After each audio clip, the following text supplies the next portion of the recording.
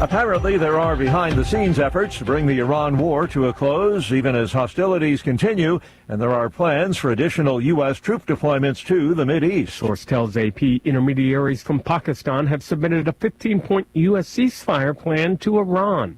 The person who was briefed on the plan's outline says Israeli officials were taken by surprise. They've been advocating for President Trump to continue the war. The proposal comes as the U.S. military prepares to deploy 1,000 troops from the 82nd Airborne Division to the Middle East to supplement some 50,000 troops already there. A pair of Marine Expeditionary Units that will add about 5,000 Marines and thousands of sailors are also being sent. The source says those steps are being framed as Trump maneuvering to give himself max flexibility on his next move. I'm Ben Thomas. Imagine going without a paycheck for more than a month. That's a reality for TSA officers like Taylor Desert. I never thought I would be in a position to where working for the federal government that I would need to go to a food bank to supplement my groceries because I do work a full-time job. The Homeland Security funding impasse in the Senate is keeping airport screeners from getting paid, and Democrats have again refused to fund the DHS. Republicans have drafted a proposal they hope will break the logjam. It is one of the largest gatherings in the conservative movement, the annual Conservative Political Action Conference, getting underway today in the Dallas suburb of Grapevine, Texas. Differing views on the Iran war are expected to be aired. Republican Senator Ted Cruz describes President Trump's decision to take action as exactly right. Stock futures higher ahead of this morning's opening bell on Wall Street. The Dow futures are up 364 points. Nasdaq futures ahead 215. S&P futures 49 points higher. More on these stories, townhall.com. Coming to movie theaters from Sight and Sound Films. George Whitfield has arrived to awaken the colonies. One man was led by faith. Arise! Come forth! The other was a man of reason. I am just the lightning rod. And who is the saucepan? This Easter weekend, an unlikely friendship shaped a nation. One candle illuminates 1,000. A great awakening. In theaters April 3rd. Rated PG-13. Progressive knows that boat days can come with unexpected problems.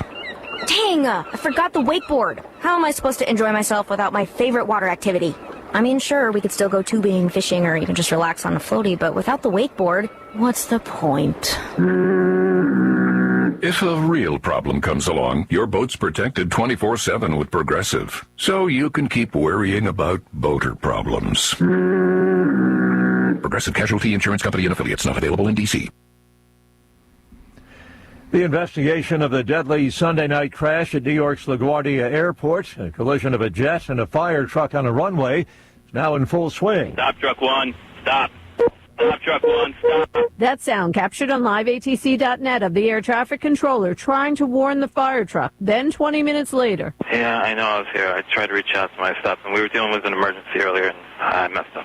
Transportation Secretary Sean Duffy says air traffic control staffing was not an issue. The front of the Air Canada jet torn apart. The two pilots killed. Flight attendant Solange Tremblay ejected while strapped into her jump seat. At least 40 injured, including 2 on the fire truck responding to a separate emergency of an odor on a United flight. Julie Walker, New York. The Trump administration is paying a French energy company $1 billion to abandon U.S. offshore wind projects. The company will instead invest the money in fossil fuel ventures. Townhall.com. It's court defeat for a social media giant. A New Mexico jury finds that social media conglomerate Meta is harmful to children's mental health and in violation of state consumer protection law. The jury announced its verdict Tuesday after nearly 7 weeks of trial. State prosecutors had accused Meta of placing profits over safety in violation of the state's Unfair Practices Act. Prosecutors also said the company failed to adequately monitor the platforms for child sexual exploitation. Attorneys for Meta had said the company discloses risks and makes efforts to weed out harmful content and experiences, while acknowledging that some bad material gets through its safety net. Keith Peters reporting. The fine is a tiny fraction of Meta's $201 billion in revenue last year, but the verdict illustrates a growing shift in the public perception of social media companies and their responsibilities in keeping young people safe on their platforms. More on these stories, townhall.com.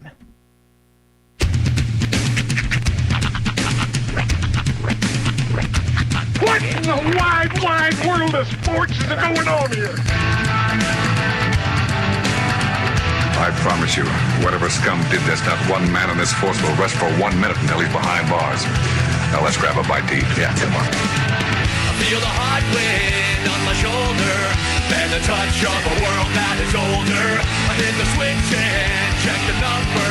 I leave it on and then I slumber. I hear the rhythm ringing through it. Flamenco guitar and cumbia music. I hear the talking of the DJ. The travel said, what does he say? I'm on a Mexican radio. I'm on a Mexican radio. Broadcasting live from high atop the J.P. White Building in downtown Roswell, New Mexico. It's Mornings with Mike Winters on 106.5 Roswell's Talk FM. Is that what I sound like when I talk? Now, here's your host, Mike Winters. And good morning, one and all. Welcome to Mornings with Mike Winters. I am he. That would be me, Mike Winters. Happy Wednesday, everybody. Yes, sir. Hope all of you are having a wonderful day. It'll be a warm one today. It is. You like 100? That's what we got next 2 days. And then cold after that. Yeah. But I'm pining for the cold, so to speak. Yeah. Monday was like a perfect day. Yeah. Just the right amount of cool. 70s. Sunshine. It was perfect. Yep. It's very Pleasantville-esque. I can be honest, yesterday I don't know much of it. I imagine you weren't feeling a whole lot of anything yesterday. Well, and it was different. It was this time. I mean, not bad. I don't know. So I had a endoscope colonoscopy jobber yesterday. So I made the joke in the second hour that basically you were being turned into a human jump rope. Yeah. And that the surgeons were going to have a double Dutch tournament with you at about 2 o'clock in the afternoon. Well, so I had all that, and that all went well. All that, but I had the surgery, and I woke up, and my wife was the one who woke me up. I was kind of out of it. Sure. And I kind of remember getting dressed and getting in the car, and I was hungry. Mm-hmm. So we went and ate. We went to I requested Golden Corral because I was like, well, it's a buffet, and so I was hungry. I guess. So I ate a couple rounds of food. I was hungry, and then I went home, and I got like tired. Yeah. Like I went to bed tired, and I passed out all afternoon. I was cold. Really? I was like freezing. I don't know what it was. Couldn't have enough blankets on me. Huh. And so I slept, and then I got up about 5, and I was still kind of out of it. Right. And then I went back to bed about 6, and I crashed out for another hour. And then I finally felt semi-normal. Yeah. And I slept most of last night. I slept, and I don't feel like tired as in sleepy, but I feel groggy still a little bit. Yes. I don't know if they just gave me more I think that's anesthesia that's today. part of it. Like I noticed that the first time and second time I got anesthesia when I was getting my dental work, the second time hit me hard. Yeah. Like that was the hardest I'd ever been put down. Yeah. And part of it, I wonder, is maybe the doctor upped it because you maybe woke up early last time or in the middle of? Or? Well, I don't remember any of that. I remember they because I was getting the endoscope, they put this thing in your mouth that has like a tube, so it keeps your mouth open so they can run the tube in. Right. And I remember them putting that in my mouth, and then that's it. Shortly thereafter, all right, my wife was waking me up, and that's literally, I don't remember anything after that. That's crazy. So I had a good sleep. I know that. And then I woke up, and I was a little, like other times I woke up and I felt like I had a full night's sleep kind of thing. This time I felt a little more, I felt refreshed at first, but out of it. Yeah. And I was a little wobbly walking. They asked me if I could walk, and I said, yeah, but I noticed once I was going down the hallway, I was like, yeah, I'm not stable. I mean, I can walk. Yeah. Should I? Probably. And so I got to the car and all that. And then, when I got to the Golden Corral, I felt pretty normal. I was hungry, and I had a couple rounds of fish and chicken. And, I was like, well, at least I can eat a lot of stuff that's good. So I had a lot of carrots and things I'm allowed to eat, but I ate because I was hungry. Right. And when I got home, boy, I just crashed and literally we got out the heavy blanket and I literally had like 4 blankets on me in bed sleeping. That's crazy. It was weird. The cold thing is the part that's surprising me. Yeah, I'm wondering freezing. if maybe they because maybe one of the things they gave you was like a saline, because I notice every time I get like any kind of saline or any kind of like of that in like injected or through IV, I get really cold. Yeah, I don't know. I just it was wild, man. Yeah. But so all that. But I'm a lot better today. But I'm not gonna lie, I'm sitting here and I'm kind of like, right. I'm a little spacey, little wonk. I gotta tell you, I was mad. Yeah, because yesterday a series of events happened yesterday morning that. All I could think for most of the rest of the day was, damn, I wish Mike was there so we could have talked about it. So I'm sitting here in the captain's chair getting ready for the show. Yeah. Stegall's playing. Right. And his last like 10 minutes is kind of lighter, like usually, fluff stuff. He read a headline, apropos of nothing with no context, and then ended the show. Huh. So I'm like, okay, I need to know what this is about. So I went and looked. Yeah. And it got weirder from there. Went down a rabbit hole, huh? The headline reads, professional cornhole player, okay, quadruple amputee, arrested for murder. Same person? Yep. Yep. And it gets weirder from there. How does one cornhole with no legs or arms? So many questions were going through my head yesterday. Professional cornhole player. So the story goes. Hey, there's professional cornholing? I didn't know that. Right. That's the first part. Yeah. The kid lost his arms from his elbows down and his legs from his knees down at 10 months old. So is he using like his elbows to throw? So what he does is he like grips the cornhole bag here, and he's on his like nubbins, and he like leans forward and throws it. And he's like world class. He's like one of the best in professional cornhole. Uh-huh. So the story goes, he was driving with 3 other people in his car, 2 in the back seat and 1 in the passenger seat. I'm assuming his car's hooked up so he can drive. He's got some handicap accessories. Because that was the first question: is why couldn't one of them drive? Yeah, like maybe that was what was wrong with him. But maybe his car's set up with the thingies, and so only he can drive. Yeah. So he gets into an argument with the passenger of his car. Proceeds to pull out a firearm and shoot the guy in the car. He then asked his 2 friends to help dispose of the body, and they refused. They fled. He then drove away to a different location, somehow dumped the body, and then fled the state. They found him like getting medical assistance, urgent care in like Virginia, I think it was, and they arrested him. I had so many questions though, like. How do you operate a firearm, first of all? The first thing that comes to my mind is, look, this guy's crazy and should have done what he did. Mm-hmm. But if you're shot and killed by a guy with no arms and no legs, that's kind of like on you. I mean, that's on you, man. If you couldn't get away from a guy with no arms and no legs and a gun, that's on you. The first 2 things that went through my head was, I wonder how he got away. I mean, not on foot. And secondly, do you think when they found him, he was armed?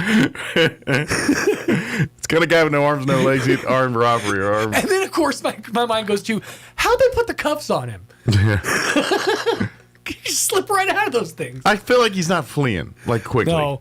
He's in a vehicle. He was in his vehicle. I know, but once you get him out, is what I'm saying. You're not, unless his power of the roll is on point, he's not getting anywhere. But, I mean, I think we can...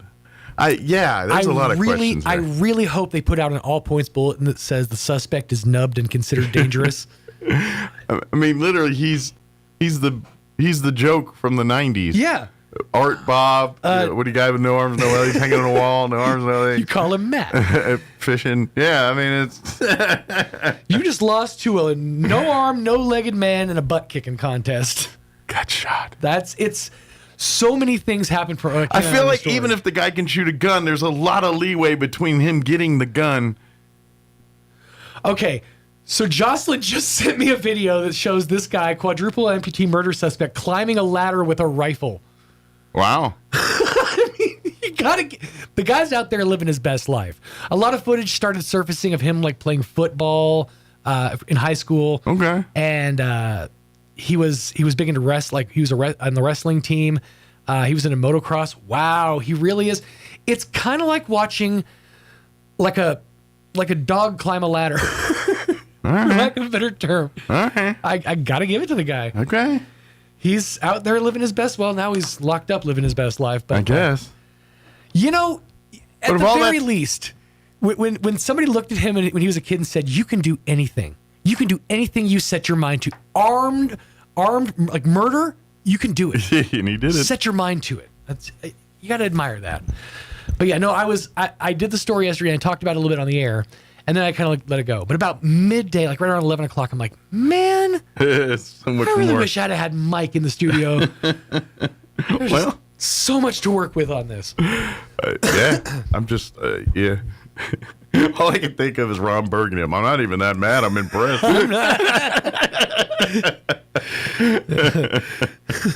Do you think he tried to lay low? Yeah, I imagine. Even when he's walking, he's laying low. Right. I mean, it's kind of hard to get for him to go incognito, too. Right. You know, he just can't blend in. It's a little more than a tattoo. Right. You sort of stand out in a crowd. Yeah. I mean, well, all right, then. I wonder what prison life for him is going to be like. Is he going to be like a gang leader? Or do you think, like... I got to imagine he's got to assert dominance. I feel like he's going to be like... Find the biggest amputee in the yard and assert your dominance. And that's another thing. Does he go to regular prison? Or do they have a prison for I don't people... think they have amputee prison. Handicaps. I don't know how that works. I don't think they do. Nubbin jail? I never thought about that. I just never thought, but now I have questions. He needs to get himself a nickname. It's another layer. In the I'm clink. Like, do they have handicap jails? They can call him McNubbin. That works. So many questions. I'm going to ask the sheriff next time. Yeah, I need to know. From a professional. All right, we better get the hour going before more questions arise. We're going to replay an interview with Don Weld, Friends of Bitter Lake. He joined us back on the 19th. We'll play that here in just a few. We got a couple more days of the reason for the season, their Easter drive-through event. So I figured I'd play that interview in the 8 o'clock hour with Laura Salazar and Jim Ridgway. She also talks about her book, too, in a book signing, which already happened, but the rest of the stuff's good. And then folks from American Legion Post 61 scheduled to join us in the 9 o'clock hour, give us an update on events and things happening there. Before we do any of that, though, let's take a look at your weather. And I can tell you, it's going to be hot today, hot tomorrow, windy Thursday night, and cold Friday, Saturday. Enjoy. That's pretty much it. Fruit salad. But here's like a guy that does this for a living to tell you. I'm meteorologist Steve Hamilton with your Pecos Valley weather. Pretty hot for the next couple of days. We'll be hovering right around 100 by later on today. Lots of sunshine. Big high pressure system still parked in place. Clear and low 50s for the overnight hours. Looks about the same for Thursday, near 100 and sunny. We have a cold front dropping in on Thursday night. No rain with that, but it really will cool us off on Friday. We're back down to 70 and sunny. I'm meteorologist Steve Hamilton, and that's your latest forecast. Thank you, Steve. Currently 54 degrees here in Roswell. Humidity is at 29% with winds out of the northwest at 3 miles per hour. For today, 99 and sunny. Winds will be out of the south, 10 to 15 miles per hour. Tonight's skies will be clear with an overnight low of 53 degrees. South winds 5 to 15 miles per hour. For you Thursday, sunny, hot, 100 are expected highs. Southwest winds 5 to 10 early, 10 to 15 for the afternoon. Thursday night, things get windy, mostly clear. Overnight low of 50. Northwest winds 10 to 15 early, shifting to the north, increasing 20 to 25, gusting as high as 35 miles per hour. All that should be happening after midnight there. Mostly sunny for Friday and a lot cooler, 65 for a high. Winds will be blowing out of the north, 20 to 30, gusting as high as 40 miles per hour. Friday night, cloudy with an overnight low of 43. We're in the 70s on Saturday, sunny and 74. Back into the mid to upper 80s on Sunday, 86 for a high there. And then sunny and 87 for Monday of next week. So it is a little short-lived 60s there, Friday. But really, Saturday and Sunday look pretty pleasant, as long as the wind stays down. All right, 20 minutes after 7, we're going to take a quick break, then our interview with Don Weld, talking Friends of Bitter Lake Wildlife Refuge. Don't go away. You're listening to Mornings with Mike Winters. Innovation, service, integrity, and knowledge. J.S. Ward and Son Insurance Agency. Auto and home, life and health, personal and commercial. Bonds too, since 1925. We have the coverage for you. Innovation, service, integrity, and knowledge. J.S. Ward and Son Insurance Agency. Start the year strong with a home that's comfortable, efficient, and easy on your energy bills. The Right Fit membership program. For as little as $15 per month or $199 a year, you can rest assured knowing your unit is ready with biannual HVAC maintenance, as well as reduced dispatch fees, even in the middle of the night. Plus, a 15% discount on all services provided by Fulkerson, as well as preferred scheduling. Be ready for the seasons ahead. Become a Right Fit member with Fulkerson today. Call 575-319-9984 to find out more. Fulkerson Plumbing and Heating. Proudly serving Roswell and surrounding area. Tax time heroes assemble. Your refund has landed at Roswell Nissan. Van Man and the mighty J-Squad are soaring high to knock down evil prices. Whether you're upgrading your ride, trading in for better, or grabbing your very first vehicle, our superhero team is here to crush bad financing and deliver your perfect Nissan match. Bring in your tax refund and Nissan will double it up to $4,000. Don't wait. See what superpowered savings you qualify for today. Up to $4,000. Click RoswellNissan.com or stop by Roswell Nissan and let our heroes turn your tax refund into your next set of keys. Roswell Nissan, 2111 West 2nd. Get a built-in look with a Whirlpool flush mount dishwasher that installs flush with the surrounding cabinets at Bush Appliance in Roswell. A third rack provides space for silverware and hard-to-fit utensils. Plus, this dishwasher meets ADA standards for acceptable design. Shop Whirlpool dishwashers today at Bush Appliance in Roswell. Who you gonna call? Bush Appliance. Stop by 111 West Country Club Road in Roswell or call 575-622-6390. Picture this. You're behind the wheel of a John Deere compact tractor. You're effortlessly breaking ground, moving piles of rocks just by moving a lever, and enjoying the sun as you clear brush across your pasture. We could keep trying to put you in the moment, but to really understand what this feels like, you just have to get in the seat. Stop by Pecos Valley Equipment in Artesia and Roswell, or visit us online at pecosvalleyequipment.com. Artesia General Hospital presents expert advice for a healthy spring. Seasonal transitions can affect your immune system and respiratory health. Combat allergies by monitoring pollen forecasts and using prescribed treatments consistently. Increase physical activity gradually to avoid strain after a less active winter. Prioritize hydration and balanced nutrition, focusing on fresh produce rich in antioxidants and vitamins. Spring is also an ideal time for preventive screenings and annual checkups. Early detection remains one of the most powerful tools in healthcare. Healthy habits this season build a foundation for wellness all year long. Healthy Tips, proudly presented by Artesia General Hospital. Ready to help take care of you and your family. The octopus and the squid both have 3 hearts. That's why they eat so many Tums. Here's Mike Winters.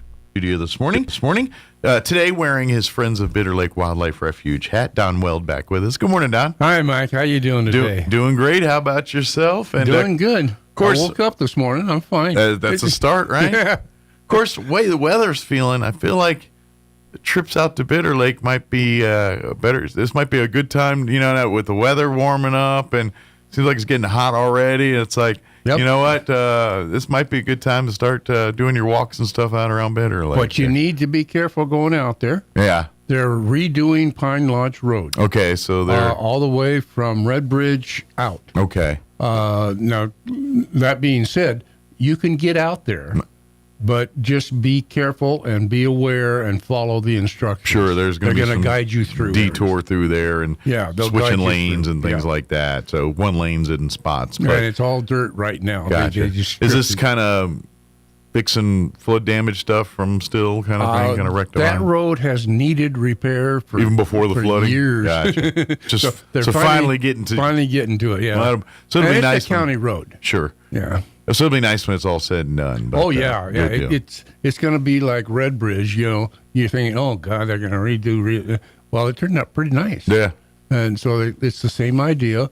They're going to redo Pine Lodge. Okay. And I'm sure it'll come out really nice. I'm sure. And make it. But expect detours and things as the construction evolves. And so on. And probably as construction evolves, those patterns will change too. Yes, so they will. Be on the lookout. But you can still get out there, and it's still worth it. Very Absolutely. much so. And I'm going to guess you're probably starting to see signs of spring out there now. Even though technically it's still winter and it feels like summer, but Mother Nature's going to be doing its thing. So I imagine things you start seeing in the spring are probably starting to happen out there now. Right. So. And the cranes. This is March. Yeah. Cranes said, "Bye, see you next year." They're heading back north to. Yep, they're going to head up north, or I guess warmer, cooler climate, warmer climates. Yeah, go make some more baby cranes. Yeah, for next season. That's right. They'll feed the flock or make the flock, and then they'll be back in about October. Okay, very good. So. And this is kind of where, like you said, you are seeing the migratory stuff coming back from the south. Yep. Heading back north here, and so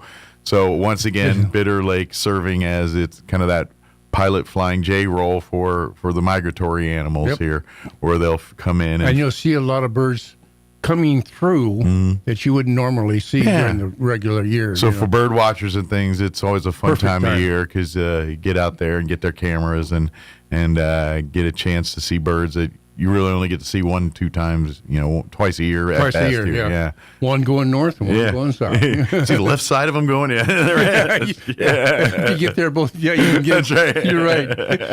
Let me see. Is it left side or right side? That's right. You going north or south? Let me look. But absolutely, and then of course, don't forget. Really, when that season hits too.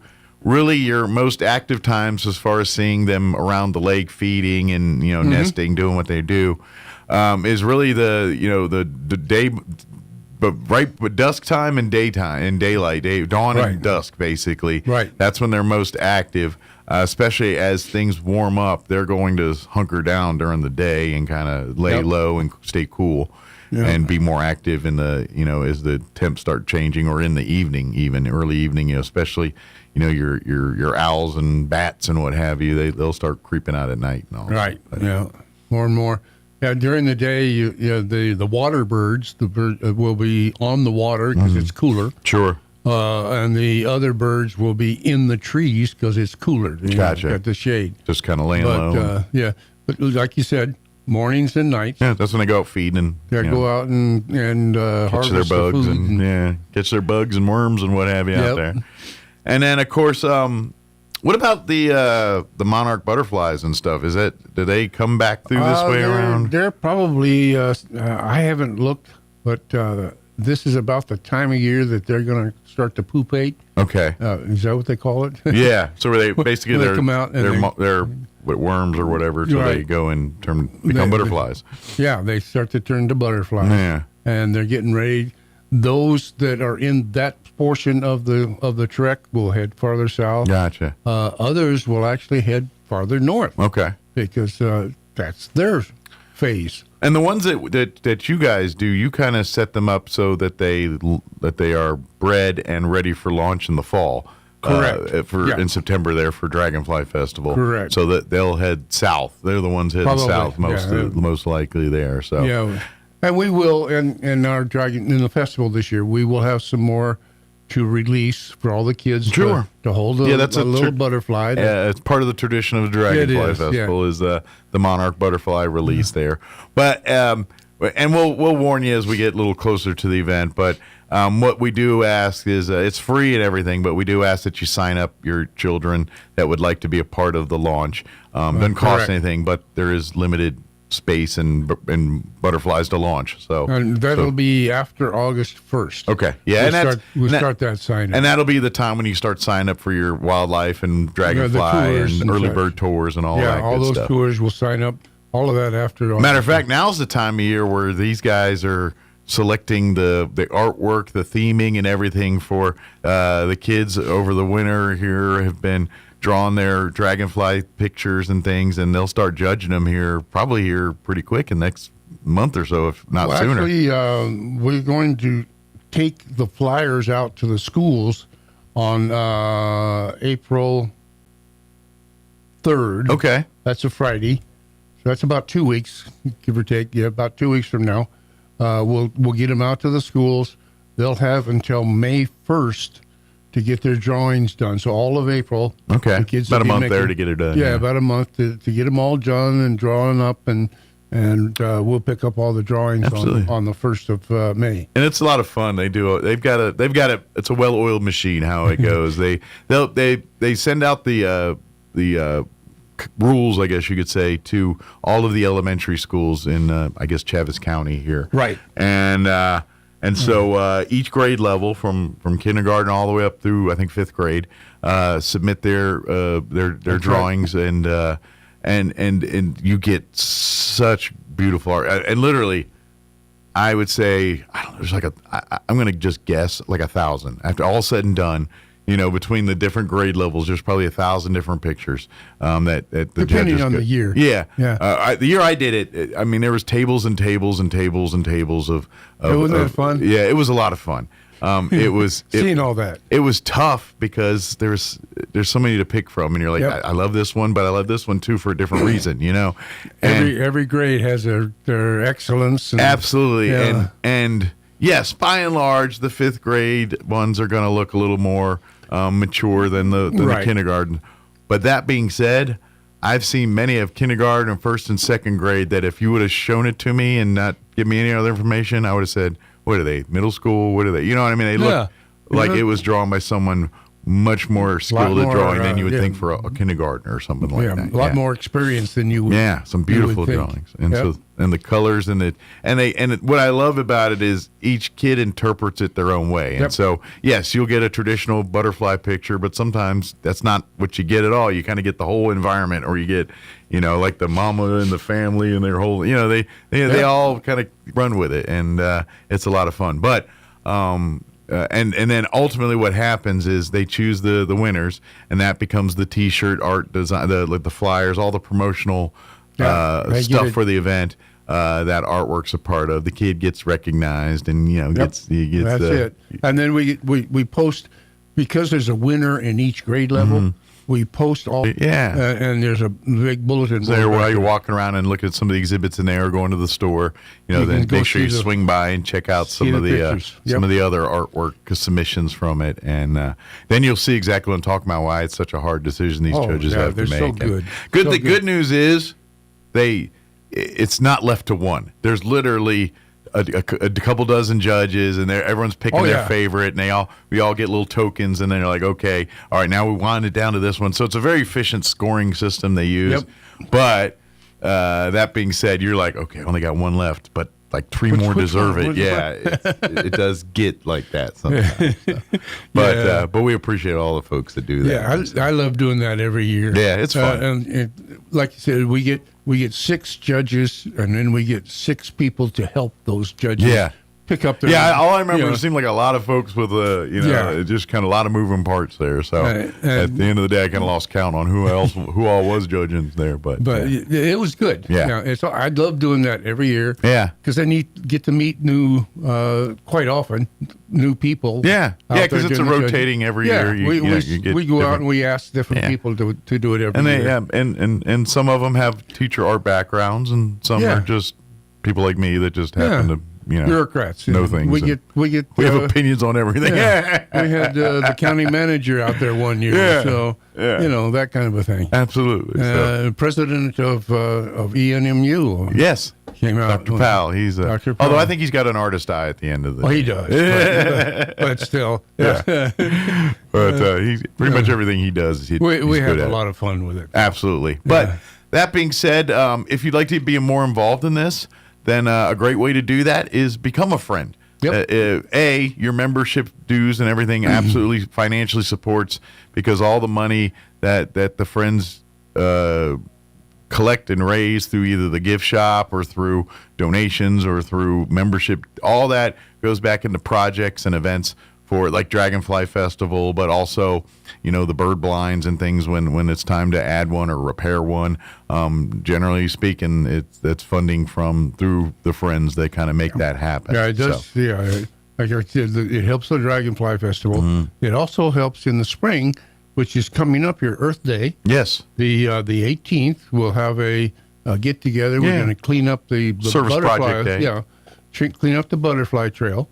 So if you have people who would like to get some service time, come out, help clean up. Absolutely. And we'll plant some milkweed for the butterflies. Yeah. And it's the local milkweed. That's we indigenous, the stuff that's supposed to be here. Right. Not the non-native not the ones stuff. from Maine or, we get our local ones. So they'll do that on the 18th, about 10 o'clock, come out. We don't want to start too early, but we don't want to get too late. You got to get that creamy. It's warmed up, but not scorching. Not yet. hot. Yeah. So you got like that 10 to noon window kind of thing. Yeah. By 18th of April, it's going to get warm. Yeah. Well, shoot, it's already going to be 97 on Saturday. I so, know. Yeah. I know. This is our sine wave season here. Yeah. It's hot and cold. And technically, we're still in winter. So, but yeah, it's fun. But definitely so, and of course, volunteers too. When we do the service projects and helping out, say, at our the judging event or meetings or any of that stuff, always having volunteers to work those events. Obviously, the weekend of the Dragonfly Festival, that's an all hands on deck. Everybody's out working the booths or helping make sure the tours go smooth or wherever there is needed. But being a volunteer, that's another facet. You can get involved there. I know if you like getting your hands dirty and doing that stuff and getting into gardening and things, there's lots of opportunities through this, like on those cleanup days and sometimes there's opportunities where the friends get to do it, where there's obviously a lot of parts of the refuge that we just do not allow the public access to. No, we don't. Because at the end of the day, we're there to observe and watch. The home is for the plants and the animals native to this area and the migratory animals that come through. That's what it's there for. That being said, we don't want the public in the areas that either it impacts ecologically, the lakes, the Bitter Lake itself, or the plants and things around it, or some of the animals impacted. So, but there is still times where there's work that needs to be done in there, or sometimes there's your National Geographic or historical groups that are doing some research out there, and the friends and they go access parts that generally aren't publicly accessible. And friends are usually part of their help. I was going to say, during that being said, when we do have these outside groups, the scientific groups, they will quite often ask for people to come help them. Gotcha. So you can be a friend or you can be a volunteer. Gotcha. Now, there are two different groups, but you can belong to both. And both are awesome and equally are needed and are very much a part of the Bitter Lake Refuge and the family there, I guess you could say. The volunteers are the ones, we do a bird count on a regular basis, and the volunteers most commonly are the ones who are out there doing the bird They're doing count. some of the scientific research and helping with that. The friends are kind of getting their feet in the dirt and doing the service projects, fixing the trails, planting the milkweed, whatever those kind of projects are needing. Hey, we got a irrigation situation we need to rectify. We're gonna go out there and dig a ditch or whatever we got to do that. Yeah. So there's a lot to do out there. Oh, I imagine too. Yeah. And but either way, or and so join both, and then you get a dabble of each, or do everything. But whatever one kind of blows your skirt up, I guess you could say. You can kind of join. No, I want to do some of that research stuff, and okay, well, be a part of the volunteers. I want to count birds. It's like I love gardening and stuff, and my spouse is telling me I need to stop in my own yard, so maybe I ought to go be part of the friends and go dig in the dirt over there. But either way, we would love to have part or do both, like I said, and. But again, Dragonfly Festival, like we said, even though we're still months away from the actual event, now is the time where they're planning getting events together. If you're a nonprofit or civic group that wants to be involved in this year's Dragonfly Festival, having a booth out there, please reach out to the Friends. If you go to basically www.friendsofbitterlake.org, that'll take you to the Friends website, which is the volunteer website. If you go to it's like bitterlake.gov. It's a .gov website. Yeah. If you do that'll take you to the government website. Search Bitter Lake Refuge.gov. And that'll take you to the actual Refuge's official website. Right. For, if you have questions about the volunteers. And they both have information on them that can be very valuable to you. Absolutely. And I'm not sure I've ever been on the Refuge website. Well, and I know, like but the Friends website generally, like when Dragonfly Festival comes time to start sign up for tours and things, all that information, like the times and all that, usually is on the Friends of Bitter Lake website and all that there. That's right. And so that's where you usually find that, and then you can call the number and schedule tour times. If you want to call the Refuge itself, you'll get the nature store, and you can probably talk to somebody there who will help you out with almost anything you need to know about the Refuge. Sure. And times and all that. And that's 575-244-6256. And please note, when you do go out to the Refuge and things and visit the gift shop out there, all those purchases you make at the gift shop, so if you buy T-shirts or hats or books or the kids' toys or any of the stuff out there, all that money goes back to the Friends of Bitter Lake, which again goes back to those projects. Those are all Friends of Bitter Lake volunteers that work that. A lot of times we'll have some of the snowbirds that'll kind of they'll spend a month or so here, use Bitter Lake, Roswell as kind of their home base while they go check out Carlsbad or Ruidoso or Lincoln or whatever. And basically they'll park their RVs, set up, they'll hook up their water, sewage, and power and all that. And they'll work a few days a week and run the store for the day. That's right. And then the other days they're off and they go off to Carlsbad Caverns or wherever they're, go see aliens or whatever they're going to do. Yeah. So. And we do need other volunteers. We can only handle so many RVers. Sure. That's what we yeah, call that's, month at a time. And, Right. But so we need other volunteers to kind of fill in the gaps, especially at the nature store. Sure. And especially during the off season, like the winter, where a lot of people aren't doing this as much because they're kind of hunkered down for the summer, right? Folks like that. But because during the summer months is generally when they're actually traveling and RVing. Yep. In the middle of December, they're usually holidays and things. So those are the times we need more local assistance people. there. Yep. Yeah. So if we got anybody in town that wants a little extra to do, something else to do, it is volunteer. Sure. So you're not getting paid. No, it's purely. But if you're, like a retiree or someone looking for some time, it's a great social thing. Get to meet some people. You will get a lot of tourists. So if you look, maybe beneficial because they'll ask you questions like, where's a good place to eat? Where's a good thing to do? Yep. You know what? Tell them your favorite places and all that stuff. Right. So if you enjoy giving people your favorite things, this might be a good opportunity to do that because there'll be a lot of people asking those kind of questions. That's it. I've worked the nature store a few times here and there, and that's exactly what I do. Yeah. Especially people from out of town. Yeah. And then you can size them up like, do you like really green chili or you just like, do you like real Mexican? Or then you can tell them, go hit this restaurant or no, you stick with Taco Bell. But yeah, that's true. Yeah, if you want the milder stuff, you go here. If you want the hotter stuff, you go here. You can break it down for them. Whatever.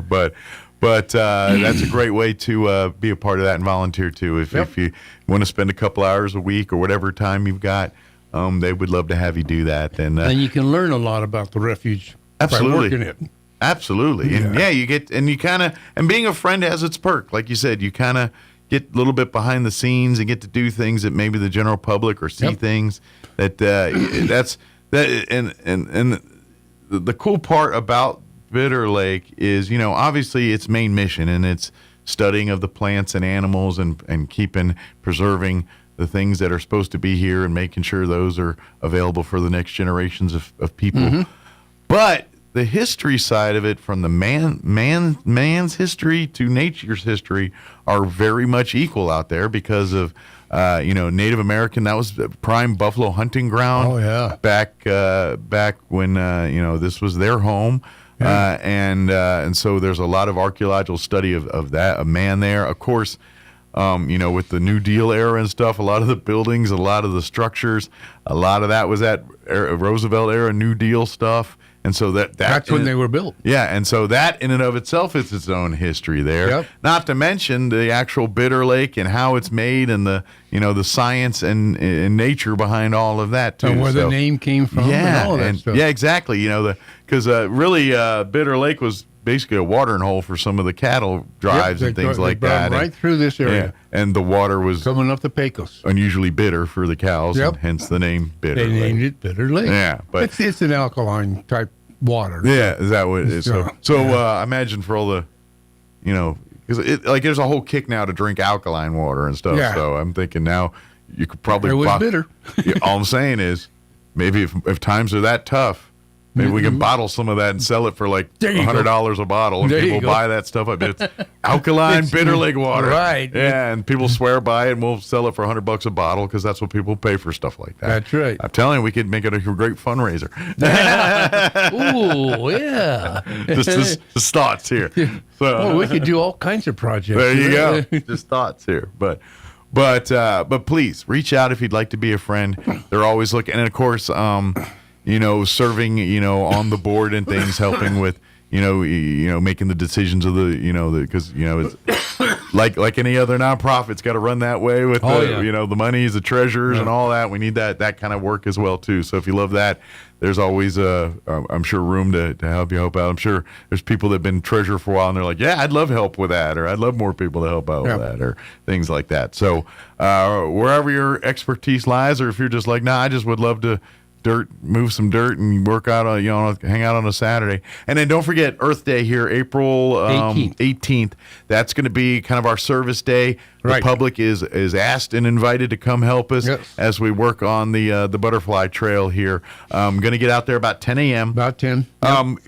If you have work gloves and shovels and rakes, bring them with you, but we'll have some of that out there, I'm sure. Yes. Probably a good idea to bring some gloves and things, bring water, bring probably some bug spray, good coverage hats and things, especially if you're sun sensitive. But dress appropriately. Yeah, I'm going to assume it's going to be pretty warm that day because it's New Mexico in April. But you never know. Mother Nature fools us every once in a while, and you might start out with a windbreaker. We're probably going to have some snacks. Okay. There won't be a real lunch or anything. Gotcha, but some drinks or something. Maybe granola bars or something. Yeah.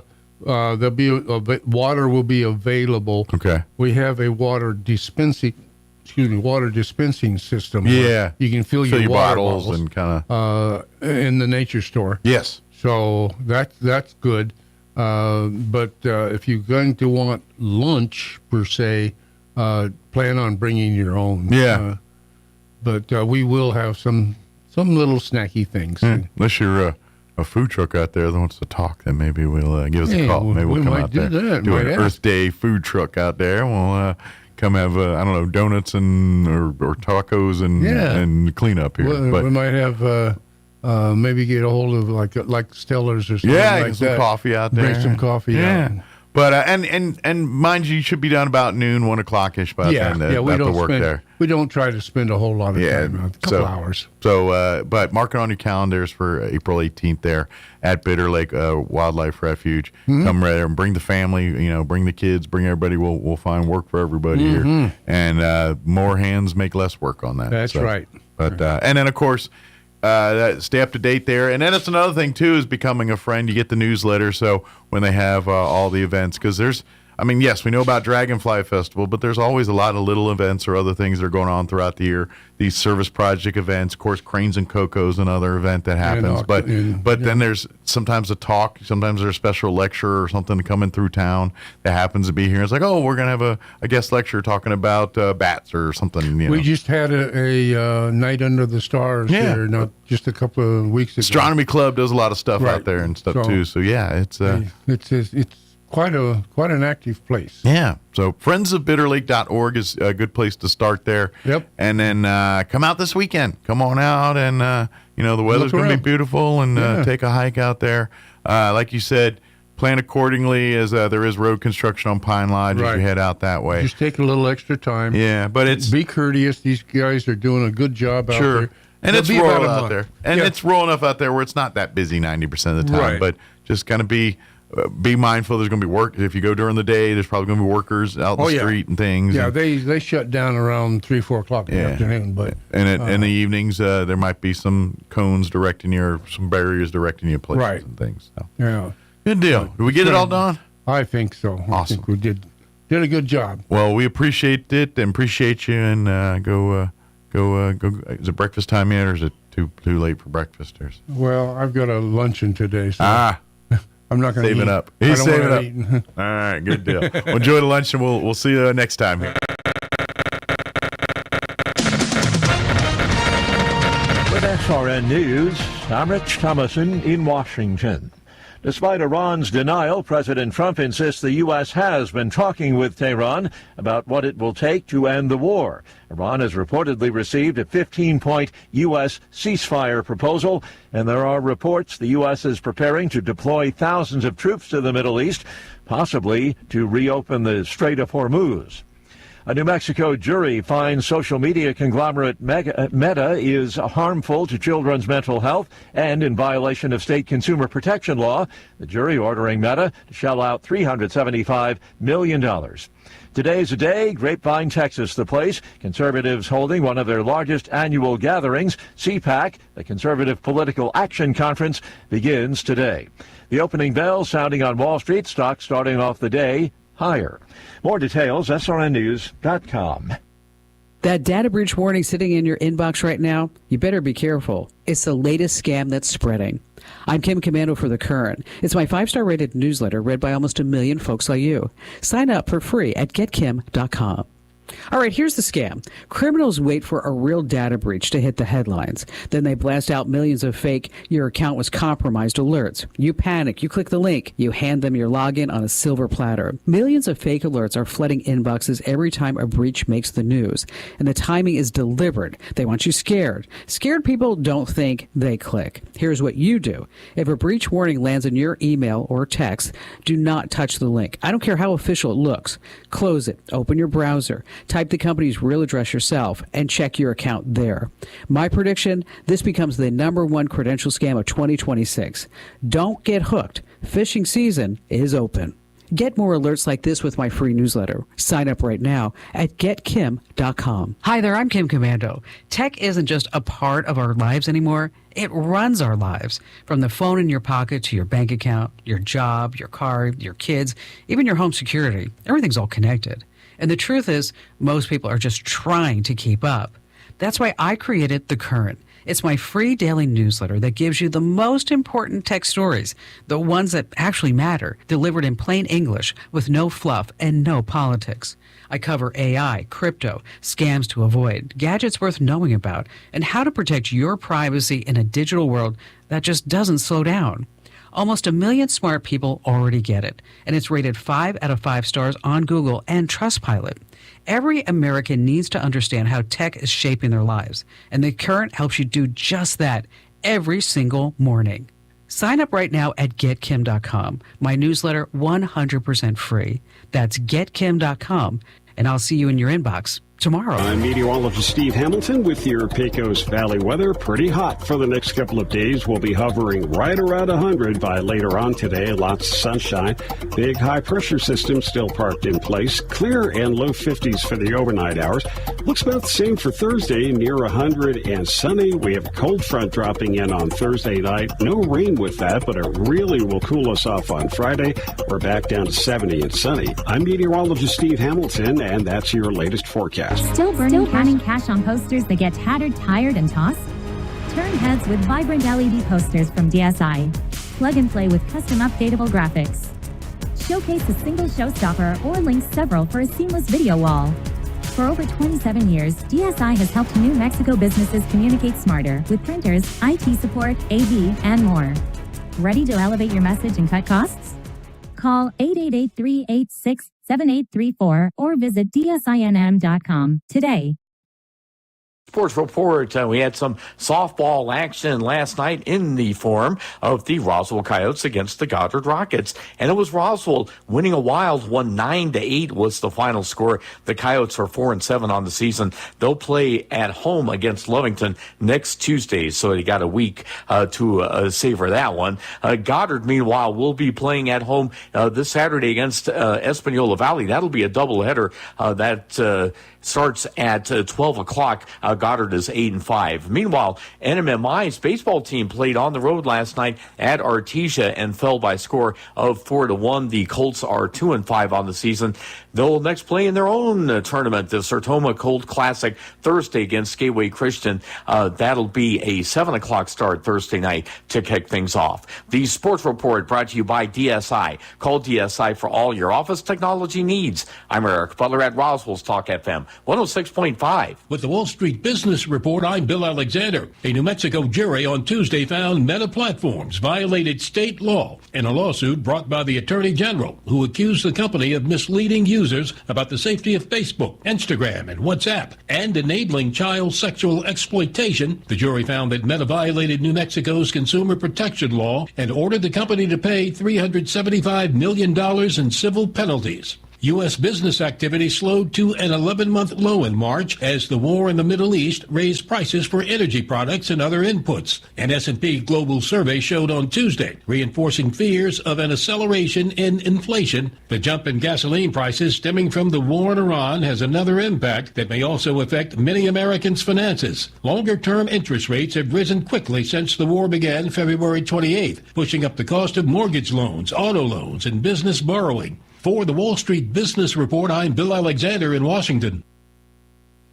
Do you have missing teeth or would like them replaced? If you think dental implants are not affordable, think again. At Maupin Brown Dentistry, their goal has always been to provide the highest quality dentistry in a state-of-the-art office at a reasonable price. They routinely treat patients that have traveled out of town for a consultation but cannot afford the treatment quoted. If this sounds like your story, come in today. As one of New Mexico's largest users of the world-class Zimmer brand implants, they're able to purchase in volume and pass the savings on to you. So if you're missing a tooth or have loose dentures, call today for a free evaluation, which includes a free 3D x-ray. You'll be given treatment options and an honest evaluation with no hard sell, no arm twisting. But don't take our word for it. Just ask one of the thousands of patients they've treated.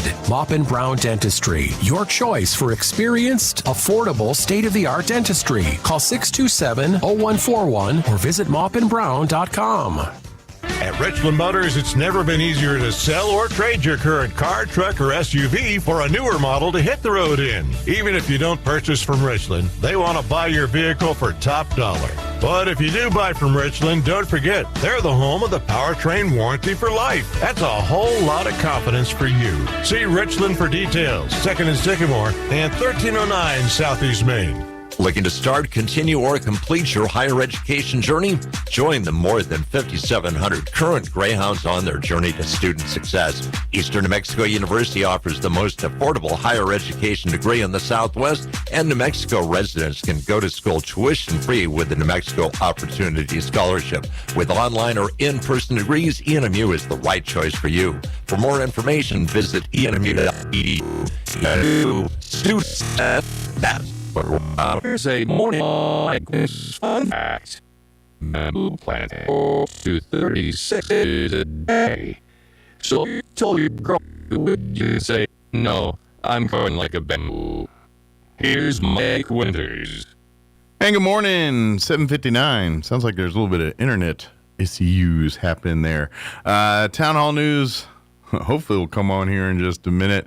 We'll be back on the other side of news. We're going to replay our interview we had with Laura Salazar and Jim Ridgway talking about the reason for the season drive-through event. Goes on the rest of this week for the Easter holiday here. And if you haven't done it, been a part of it, tune in the interview next hour and make plans to attend. Pretty cool stuff. All right, it is 8 o'clock. You're listening to 106.5 Roswell's Talk FM, KEND, Roswell, New Mexico. We'll be back on the other side of news. Breaking news this hour from Town Hall. I'm Rich Thomason. Despite Iran's denial, President Trump insists the U.S. has been talking with Tehran about what it would take to end the war. The leaders are all gone. Nobody knows who to talk to. But we're actually talking to the right people, and they want to make a deal so badly. You have no idea how badly they want to make a deal. More from the BBC's Helena Humphrey in Washington. President Trump repeated his claim that Iran had agreed to never develop a nuclear weapon and said Tehran had offered what he described as a very big present tied to oil and gas. Asked how hopeful he was that a peace deal would work, Mr. Trump responded, "This war has been won." But the reality on the ground remains far more uncertain. The key waterway of the Strait of Hormuz remains blocked, and Iran says its only operational nuclear power plant has once again been attacked. Despite the president's upbeat tone, with more U.S. troops headed to the region, the prospect of escalation cannot be taken off the table. Iran has reportedly received a 15-point U.S. ceasefire proposal, and there are reports the U.S. is preparing to deploy thousands of additional troops in the Middle East, possibly to keep the Strait of Hormuz open. In Florida, Democrat Emily Gregory has won a special election for a seat in the state legislature. Her victory flips the district that's home to President Trump's Mar-a-Lago state. Today is the day Grapevine, Texas, the place conservatives holding one of their largest annual gatherings. CPAC, the Conservative Political Action Conference, gets underway today. No word yet on whether attendees will be hearing from President Trump. And there's no resolution yet of the Homeland Security funding impasse in the Senate. Watching Wall Street, stocks are sharply higher. The Dow is up more than 330 points. The Nasdaq ahead more than 200 points. More on townhall.com. Here's an important message from the Diabetes Solution Center. Do you like pricking your fingers to test your blood sugar levels? No one does, but it's important to maintain your health. And now, by wearing a small remote device called a continuous glucose monitor, or CGM, you don't need to prick your fingers anymore. It's easy to use and helps you make more accurate diabetes treatment decisions. If you are testing your blood sugar 3 or more times daily, injecting insulin, or using an insulin pump, call the Diabetes Solution Center right now. And if you have Medicare or most major insurance coverage, you may be able to get a new CGM at little to no out-of-pocket cost. Shipping is free, and we'll even bill your insurance company for you. If you are testing your blood sugar 3 or more times daily, injecting insulin, or using an insulin pump, call the Diabetes Solution Center right now to learn how to end the painful finger sticks and get your own continuous glucose monitor, or CGM, at little to no out-of-pocket cost. Poland witnessed a sharp surge in cyber attacks last year. A deputy digital affairs minister said Tuesday that Poland saw about 270,000 incidents over the last year. That's 2.5 times more than in the previous year. Poland has strengthened cyber defenses since Russia's full-scale invasion of Ukraine in 2022. Polish officials have repeatedly said they suspect Russia of being behind cyber actions targeting Poland. Authorities have raised concerns about a particularly destructive attack on the energy sector in December. Keith Peters, Washington. A former cancer nurse who became a priest at the age of 40 is being installed today as Archbishop of Canterbury. 63-year-old Sarah Mullally publicly celebrates her election as the first woman to lead the Church of England and spiritual leader of the worldwide Anglican Communion that includes the U.S. Episcopal Church. News and analysis, townhall.com. Soccer fans suffering sticker shock over World Cup ticket prices have lodged a formal complaint with the European Commission. The group Football Supporters Europe says it has joined with consumer group Euro Consumers to allege that soccer's world governing body has abused its position to impose excessive prices. The cheapest tickets for the final are $4,185, but all prices are subject to change as FIFA is employing dynamic pricing for the first time. That means prices can go up or down at any moment, even while fans are waiting in the online queue. Bob Agnew reporting. It is one of the long-time rites of spring in the U.S. The Major League Baseball season opens today. There is a single nighttime game. The New York Yankees will visit the San Francisco Giants. Tomorrow, it's the official start of the regular season. Brings a full slate of games, 14 in all. More on these stories, townhall.com.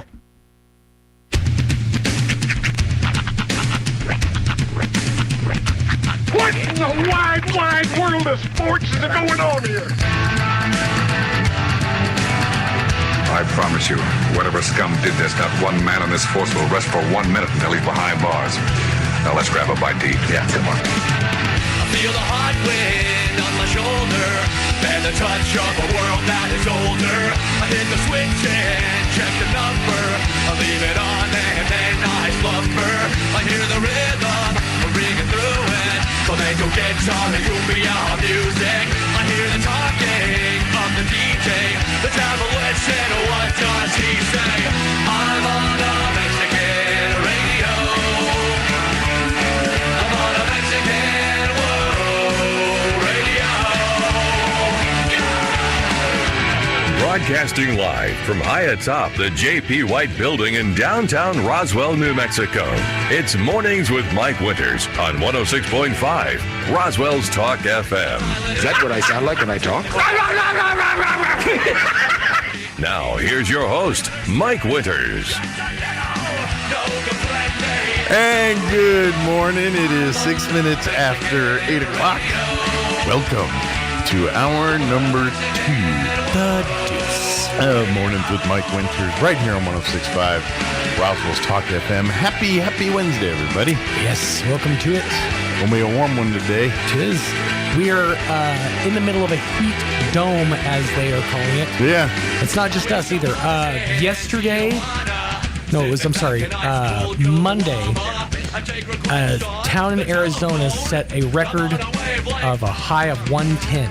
Good It's Lord. the highest high in March in history. Yeah. And it was beaten the next day in California, where there was a high of 112. Think about that, like in July. Yeah. Where it's like, that's normally 110. It's probably like 130 there. That's what I'm scared. I'm worried about. It's going to go one of two ways. Either it's going to keep going up and summer's going to just be a big bag of suck, or we're getting it out of the way early and summer's going to be relatively reasonable. That would be nice. I did hear, I follow just a couple of meteorologists on Facebook. I did hear one say that they're hinting that we could have an above average wet monsoon season. Okay. So, some moisture? A little extra moisture. Although, that Hopefully of course, doesn't mean flooding. That, of course, puts in your head, Yeah. how much extra moisture? Yeah. Not all at one time. There's only so much extra moisture we can take. Can we get like just a half inch here, quarter inch there, not 3 inches in an hour? I know that it's different entities, different organizations that are responsible for this. Yeah. But we have like a 3-year window on getting the convention and civic center finished and back open. They did I don't know if you heard about the road diet that was happening. They shrunk the road diet. They shrunk Sunset. Yeah. Over by from just past McGaffey to Brasher. Yeah. They shrunk it. I used to one live lane. over in that area. Yeah, but they got it done. I mean, like done in like a day and a half.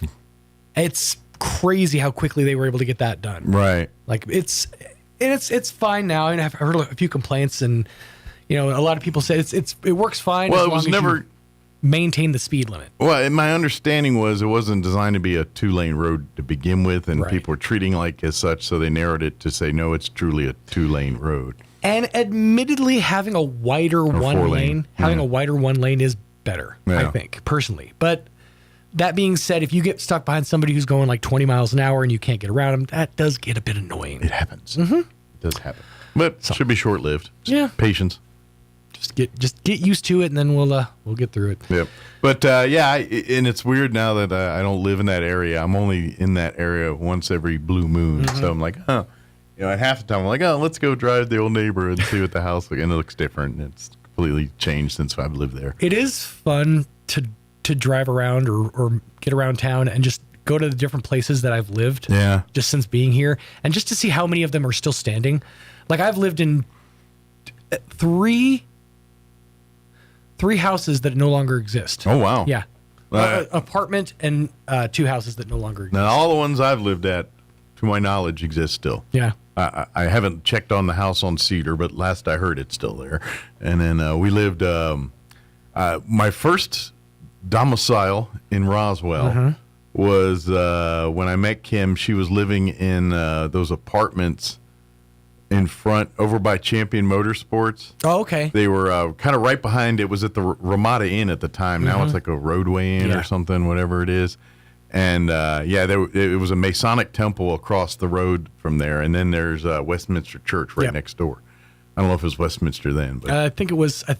But the Masonic Temple is now, I believe, the school. It's something. Yeah, it's a Christian school. It's not Masonic Temple. And Calvary Chapel's still standing strong. That's my home church since we moved to Roswell. So. Okay.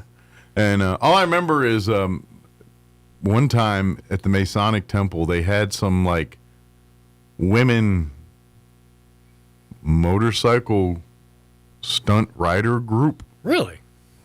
All I remember was a bunch of women in leather on Harleys driving around in circles in the parking lot one weekend. And I was like, that's something different. So I literally sat in a lawn chair and just watched. That's entertaining. So if Christians have the power team, Masons have the hog riding lady? I don't know context. I have no idea. I was really just a neighbor. Like, I don't even know if they're associated with the Masons. It could just be that they have a big parking lot. Yeah, they just happen to have a parking lot suitable for biker women stunts. I don't know, but yeah, I remember distinctly sitting there one day, just all right. I think I was getting the mail. I'm like, all right, what's going on out here? Nothing on TV. Might as well post up and watch the heck out of this. I was like, all right, what's going to happen here? And I was like, I wonder if they got like a sausage stand or something like that, something to eat. Yeah, nowadays you see something like that, you expect a food truck, right? Know? Exactly. Yeah, it was a different time. Oh, speaking of, I brought this up kind of a little bit yesterday, but you had pointed out that there was a gentleman who announced that he's going to be opening a new Italian restaurant. Yeah, I saw that online. Did you see any of the backlash? No, apparently not. So I didn't see a lot of anything yesterday. At the end of that evening, I kind of checked the post again, and it had like 40 comments. Yeah? And almost every single one, I can't say every single one, but almost every single one was like, good luck competing with Portofinos. They're the best. And it's like boom, boom. And one or two, okay, fine.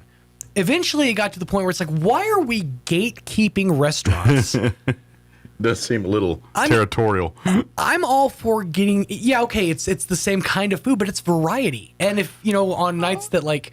There is 37 Mexican restaurants here. Exactly. We can have 3 Italian restaurants. Exactly. That was the point I made in my comment. I said... I don't remember people going up to Popeyes when they were open and going, we already got a KFC. Yeah. But I mean, it's I like the idea. Was there any Pasta Cafe love or was it all Portofino's I think love? I saw 1 or 2 Pasta Cafes, but it was mostly Portofino's. Okay. Now, don't get me wrong. I love Portofino's. I like them both. I like Pasta Cafe too. I'm a fan of pasta. Yeah. I like them both. And that's why I'm a little more variety, a little, maybe a different approach to it. I'm all for it. Bring it on. I got to try some of Zippy's pasta. I've had their pizza, but not their pasta. I haven't had their pizza yet. I've heard really good things, though. Yeah. So I'm going to have to check them out. Yeah.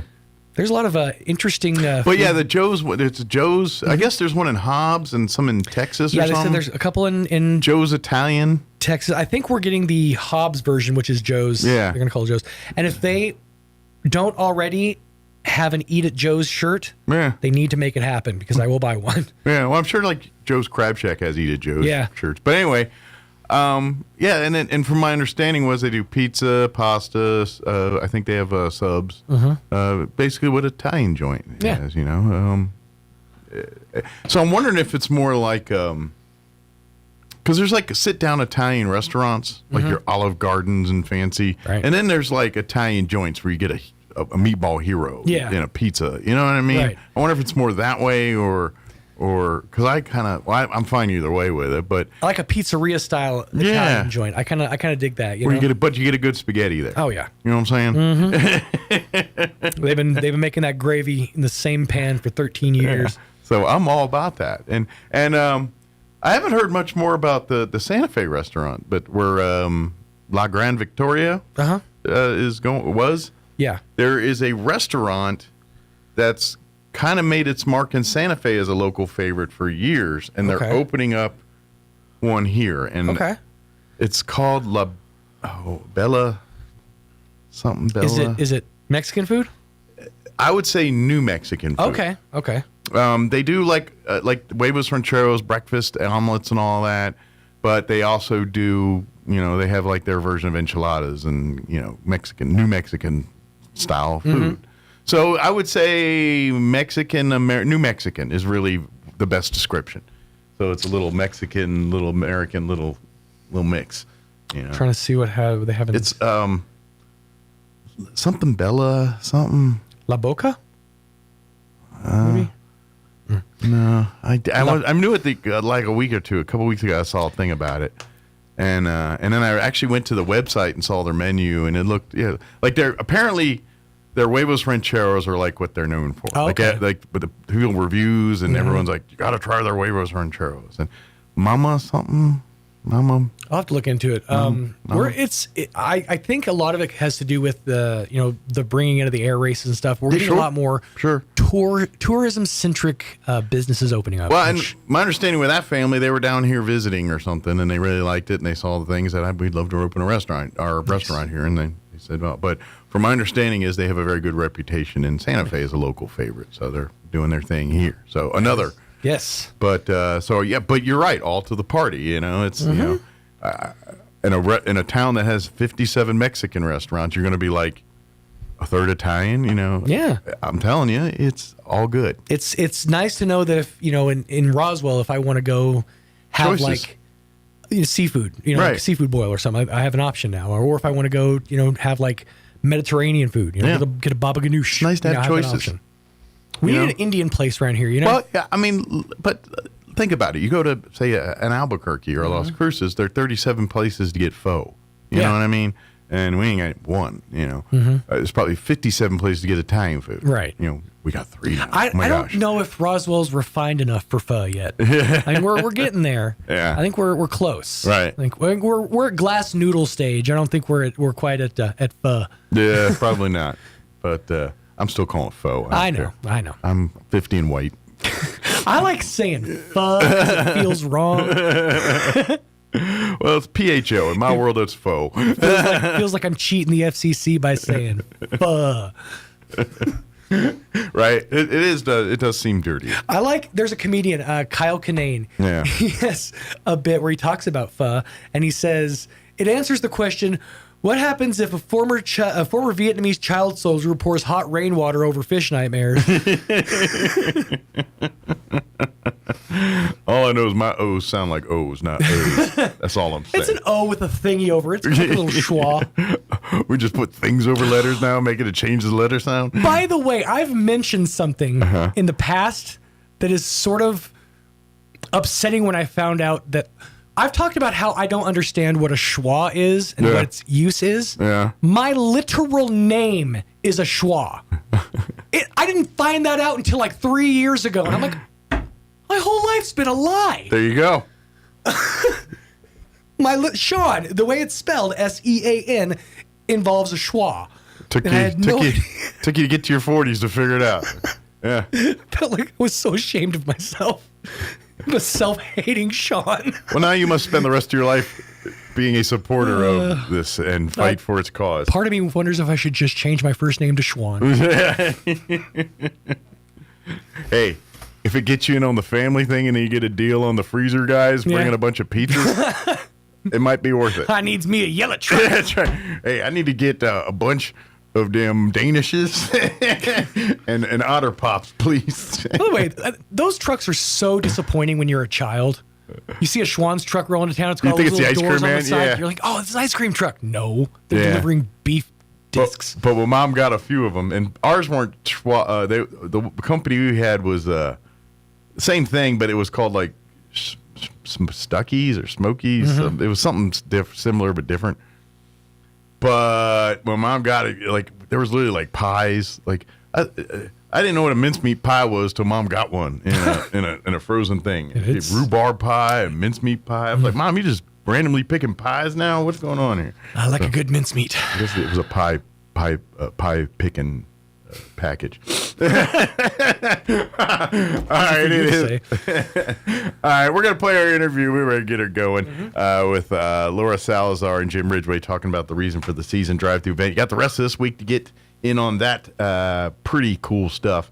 But before we do that, let's get you up to date on the weather. Southwest under new ownership. Custom solutions for your equipment. Drop hoses, hose repair, bearings, seals, socket, belts, tools, fluids, and fittings. I'm on the season with your Valley weather. Hot for the next couple of days will be hovering right around 100 by later on today. Lots of sunshine. The high persistence of partly clear and low 50s for the overnight hours. So saving 30 near 100 is cold front drifting on Thursday night. No wind with that.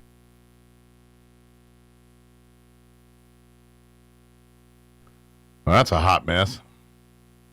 Yeah. So, all right. I don't know, man. I don't. It's getting that from the thing. It's the automation system. I can't do anything about it. It's apparently the connection, the signal here is being ornery or something. Currently 54 degrees here in Roswell. Humidity is at 29%. Winds currently out of the northwest at 3 miles per hour.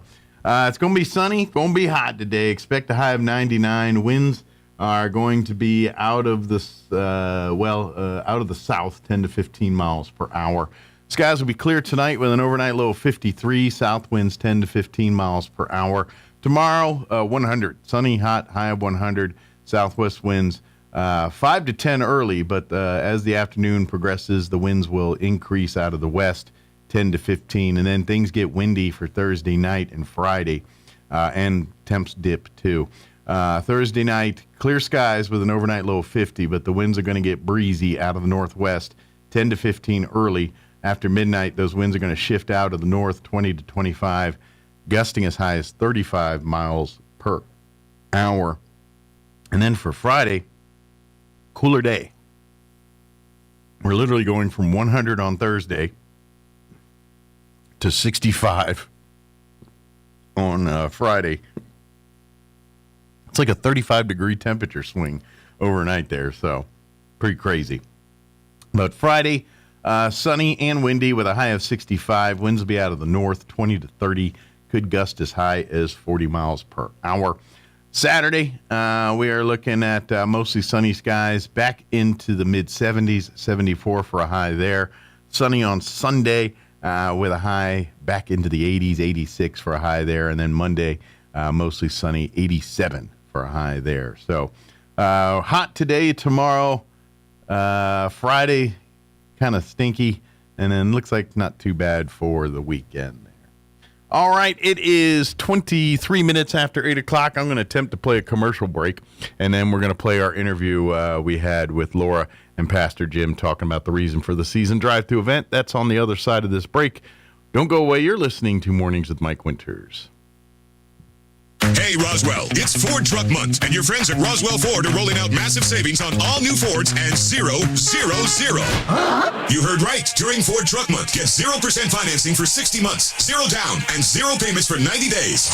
Plus, Roswell Ford needs your trade today, so we are willing to overpay. We'll do whatever it takes to get you released from your car, truck, or SUV, even if you owe thousands more than your trade is worth. So you can upgrade to a new Ford for less, with 0% financing for 60 months, 0 down, and 0 payments for 90 days. Roswell Ford has partnered with more aggressive lenders that will push to approve your credit with great rates and terms, even if it's less than perfect. Get on board at Roswell Ford. Upgrade to a new Ford today and get huge American-made savings with 0% financing for 60 months, 0 down, and 0 payments for 90 days during Ford Truck Month. 821 North Main Street in beautiful Roswell. Call 575-623-3673 or online at roswellford.com. Interest accrues from date of sale. 0 APR is $16.67 per thousand. Financed on 2025 F-150s. Subject to lender approval. Offers not combined on select vehicles. Exciting news for Southeast New Mexico. The Advanced Heart and Vascular Center of New Mexico in Carlsbad, home to Dr. Amanda Ryan's trusted cardiology care for over 13 years, is now part of Current Clinic. That means world-class electrophysiology services right here in Southeast New Mexico. No more 3-hour drives to see a specialist. Current Clinic is bringing advanced, life-changing treatment for atrial fibrillation, AFib, and other heart rhythm disorders close to home. Early intervention for AFib can dramatically lower your risk of stroke, and our goal is to help our community understand just how important that is. You and your loved ones deserve comprehensive, cutting-edge heart care without leaving town. If you're experiencing an irregular heartbeat or AFib symptoms, expert care is now available locally. Visit currentclinic.com today to learn more and schedule your consultation. Current Clinic, easy access to comprehensive AFib care right here in Southeast New Mexico. Roswell Tire and Appliance will beat Home Depot prices on appliances, and they will beat discount tire prices on tires. It's not complicated. It's not difficult. Listen one more time. Roswell Tire and Appliance will beat Home Depot prices, and they will beat discount tire prices. Come into the store for all the details. This is Wyatt Maloney of Roswell Tire and Appliance, inviting you to shop local and save. They'll beat Home Depot prices, and they'll beat discount tire prices. 101 South Main. Call 575-213-1362 or go online at RoswellTireandAppliance.com. Looking for a proven solution for facial wrinkles and the loss of facial firmness? At Care Valley Dental, we offer expert Botox treatment designed to soften fine lines, smooth wrinkles, and create that refreshed look that you want. Hi, this is Dr. Sarah Usher, and as facial professionals, we are the true experts with advanced training and precision you expect. You owe it to yourself to experience why Care Valley Dental is the expert in Botox treatment. Come see the team at Care Valley Dental at the corner of 9th and Main in Roswell, or call 575-622-4455. Spring has moved in at the Calico Cow Fabric and Gift Shop. Discover beautiful spring fabrics plus top-notch sewing machines. We're your certified dealer and repair station for Handy Quilter long arm and Brother sewing machines, and scissor sharpening is available. Join our beginning embroidery and quilting classes. Log on to RoswellQuilting.com to shop online today and follow the Calico Cow Fabric and Gift Shop on Facebook. Want to know how? Come to the Cow. The Calico Cow Fabric and Gift Shop, 200 East College in Roswell. Tax refund season just got a lot more fun at Roswell Honda. Got a tax refund coming? Don't just spend it, double it at Roswell Honda and turn your refund into a serious upgrade. Roswell Honda will double your refund up to $4,000 plus an additional $1,000 when you trade in your old ride. That's up to $5,000. Let your tax refund work for you. Double it and get behind the wheel of something shiny, reliable, and way more fun to drive. Double your refund all month long at Roswell Honda, 2177 West 2nd. Here's a Mornings with Mike Winters fun fact. More than 50% of Americans fall asleep on their sides. That's way better than falling asleep on someone else's side. Here's Mike Winters. Studio this morning from I guess we'll call it the reason for the season. We'll just to give it a title here. Laura Salazar back with us, and Pastor Jim Ridgway with the gig back with us as well. Good morning, guys. Good morning. Mike. So happy spring. I think today's officially the first day of spring, even though really? weather-wise it could have fooled me, but. It feels like the first day of summer. Right, well, at least that nobody. is the first day of spring in New Mexico. Yeah, exactly. And at least nobody's turned the fan on yet. That's right. Well, today might be the day. We're hitting we're like 98 today or 96 or something. So, but you have had quite a whirlwind of last 2 months. Of course, for folks that may not be familiar, Laura and Pastor Jim here during the Christmas holiday and Easter holiday, they do the reason for the season events. During Christmas and Easter, they have their drive-through events. Christmas holiday obviously celebrates the birth of Jesus and gives the story through a series of drive-through events, and it's kind of grown over the years, substantially, and kind of got on steroids a little bit over the years. But and now that we are here to celebrate Easter season, yes, not trying to belittle Christmas. However, yes, we're all Christians because of Easter. Amen. Yes. Easter's the reason we're all Christians. Absolutely. This is the reason, the absolute reason. Even the hidden Christians come out of the way. Exactly. They come out. Everybody. So this is the Super Bowl for Christians. Is Easter? And isn't it appropriate? Today is the new season. Yes. So it is the reason for the season. So it is very apropos that you also have your Easter reason for the season drive-through event. Yes. But before we talk about that, you've kind of had a lot happen between Christmas and Easter here.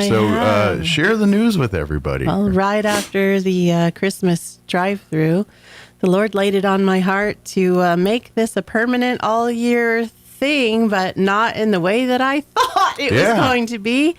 And so, surprise, everyone, this is the first announcement. The Christmas and Easter drive-through is now a book for children. Yes. It is the reason for the season, the story of Jesus.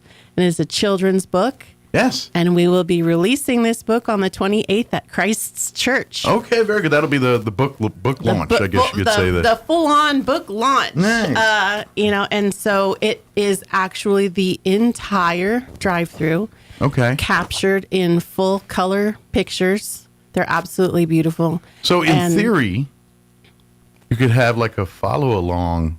Because I know now actually, yes. The drive-through has its own presentation that you follow along, but in theory, you could be in the back seat with the book, kind of page by page, going along with the story a little bit. You could, yes, absolutely, and see it, in paper and real life at the same time. That would be kind of and obviously it's written in a way that's presenting the story so youth can understand the story of Jesus and obviously present this in a way, because obviously the Good Friday and Easter, the story, it is the lowest of lows and highest of highs, all in one story here. And so this presents in a way that kids can understand it and kids can comprehend, but not miss the message at the same time. Exactly. And so that was the original goal of the drive-through, was to capture the entire message. But so that now incorporating into the children's book for Easter, you can sit down with them and not have to go through the entire Bible or get them sitting down, not seeing, just hearing. And so, you can capture it, the entire story. Sure. Well, and when they're that age, entering, early elementary, kindergarten, whatever, that when they're starting to develop the reading skills and things like that. Yeah. At that point, you're not trying to give them the whole Bible at once. Correct. You're giving them the teasers. You're giving them the hooks. You're giving them. You're selling the story to them, just like any other. When an author or anybody else is trying to tell a story, you're giving them the things to hook them, the movie trailer, if you will. Here, that's what these books, and so it presents it at that level. It's like, this is the amazing end result of the story here. And as you get older, we'll get into more details on how we got here. Exactly. But for now, you need to know that we at Christmas, this is why we celebrate the birth of Jesus Christ. And Easter and Good Friday, the Good Friday is his passing. And his resurrection 3 days later is why we celebrate Easter. And it's done in a really soft and gentle way to where kids are motivated to ask questions, but they're not shocked by any one thing. Sure. It's just done with metaphorical representations, if you can see. And it's just a God thing. Much like the drive-through event, where it is, now here's, I'm not going to say, well, you got the book, you don't need the movie now.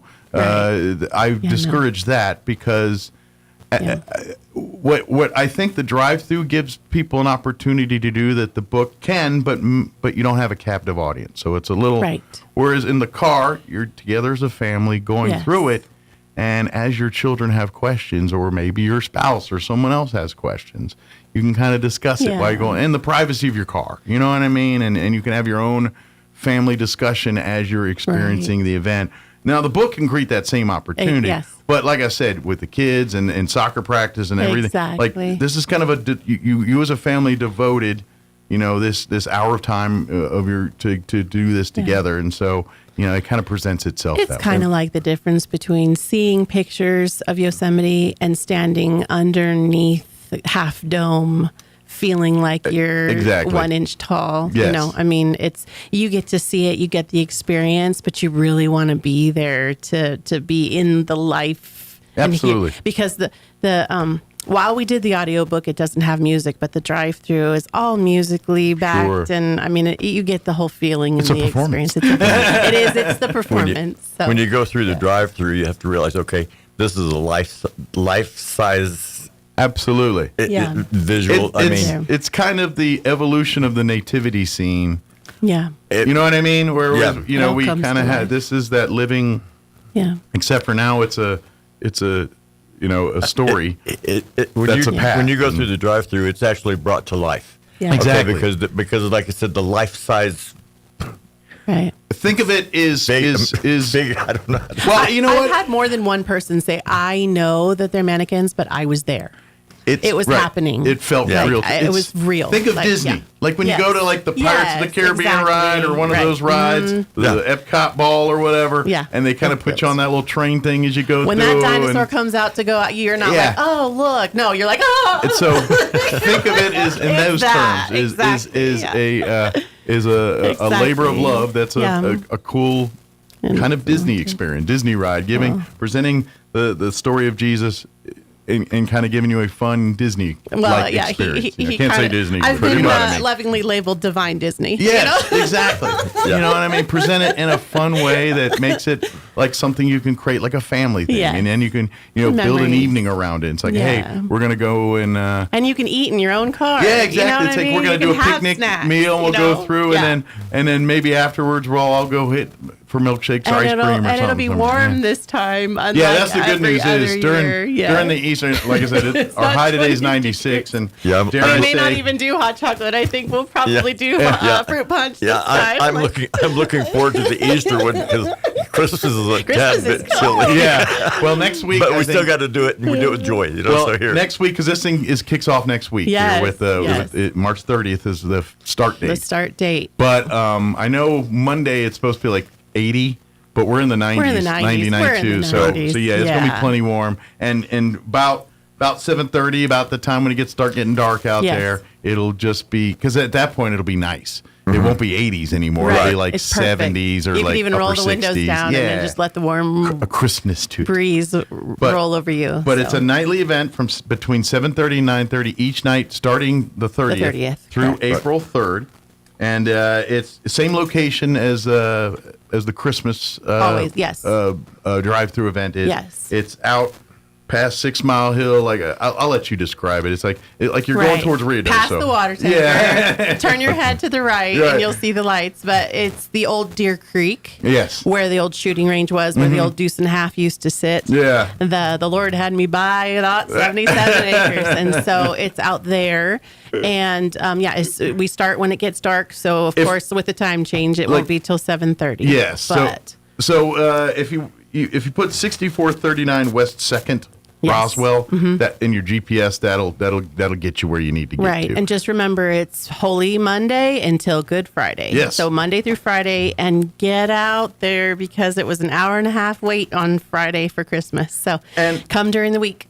And to really experience it, I'd say An hour. Allow yourself an hour. Yeah. We do invite you afterwards to kind of park and chat Yes. with us and talk. And if you choose to make a love offering, we'd love to have it. But by all means, don't feel obligated if Correct. you can't It afford is it. a free event. It's a free event, and I think usually you have some Treats at fixins, the some end. things, Yeah, and we do. some yeah, snacks we got and some what hot have you. dogs, and we got some drinks Well, and stuff like that. Anytime the gig's around, there's usually There's a hot always a dog. hot dog There's a hot involved. dog usually not far behind. I start the beginning with love and free, and then he ends it with hot dogs and prayer. So Absolutely. that's how it works But here. if you have not experienced it before, make this year your first time. Certainly, if you missed the Christmas one, then come for the Easter celebration here. But it does start here on Monday.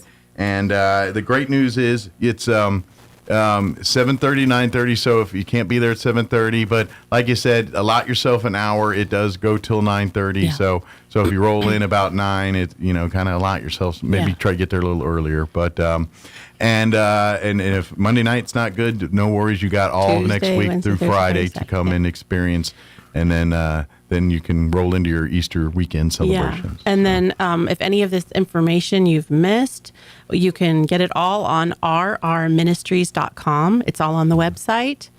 So basically Real Reason Ministries, but it's rrministries.com. Very good. And so all of the flyers and the link to the book and everything is there. Excellent. Because I was asking, because I know, like I said, you're going to have your book signing here on the 28th. 28th. I'm sorry. Yes. Hear this. At Christ Church on the 28th between 11 and 1. And so that'll be the release Official party. release party. And that's where you can start getting your first Yes. copies of it. But you can get them online afterwards. At Amazon. There'll be opportunities at the drive-through. Yes. At the, So that was the other addition. So we have the fellowship station, the prayer station, and now we have a bookstore. a book station. So if you'd like to want to come in there's a bookstore. and get the book there, You can. so just before you leave, swing on by and pop in and have a hot dog and pick up a copy of the book there too. Absolutely. And now there'll be live music coming in from LA for the book release, so it's going to be a big party. And so don't miss it. And what time is that again on the 28th? 11 to 1 at Christ Church probably want on Sycamore. And to probably experience the whole thing, probably want to be there at 11. Yeah, get all because the they're going to start getting the music going. It's Laval Bell and Friends from... Are you going to do a reading or anything like that? I will be doing a Q&A. Okay. And so we'll be doing questions and answers. The book will be there. I'll be signing the books for people. So if you want a signed copy, that's your time to get it. Perfect. Yeah. And then that way, if you do get it on Saturday here, or the 28th, next week, you can bring it with you while you go through and like to try the event. Do the double stacking. I like your idea. I'm gonna. It's the Mike in the Morning double stack. There you go. Exactly. And it's a great time for fellowship. Absolutely. You know what I mean? You're running, and that's what we want to hope. And you kind of come out, meet some folks, and you know, this is kind of where your ministry with the gig. That's obviously, and I'm not trying to.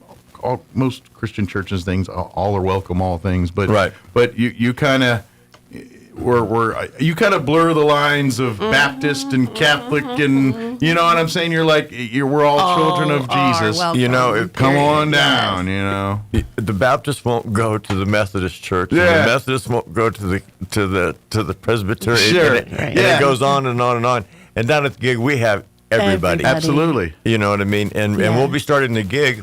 Okay, first part of May, Friday night in May. You're kind of your church in the streets kind of thing. You're down here downtown on the courthouse lawn, and we encourage people to come down.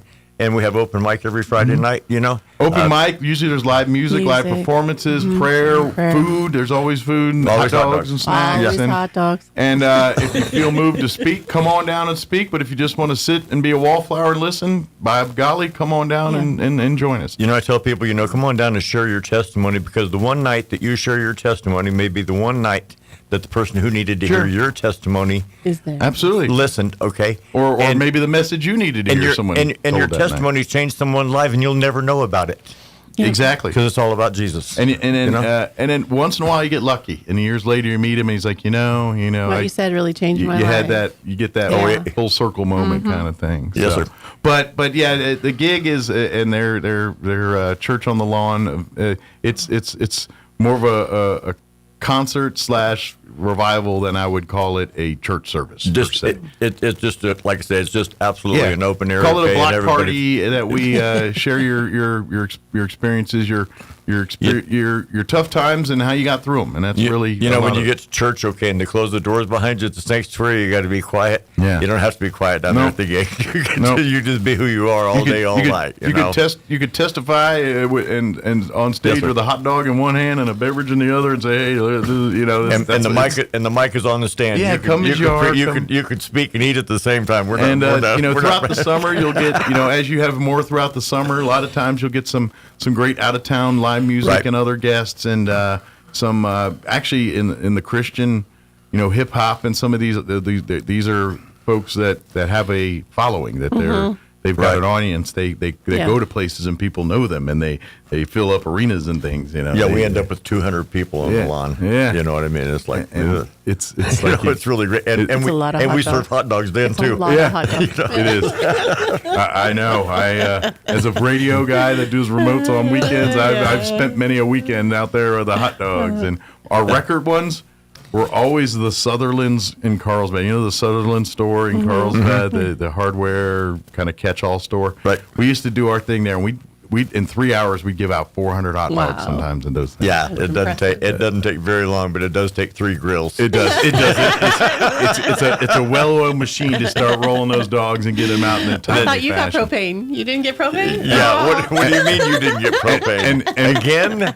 And you always sometimes get to this point where all your done dogs you're giving out, and then there's that one person right there, and like, well, it's going to be 3 more minutes to wait. Yeah. And you're like, and they're always like, can I have that well done? I wish I could cook these faster, but the fire only makes it so good. Yeah. Well, I know that world. If I didn't have to run the inner court, you know what I mean, where the microphone is and everything's happening, I'd rather be at the hot dog line, because nobody's leaving. I want to pray with people. That's true. You know what I mean? And nobody's leaving without the hot dog.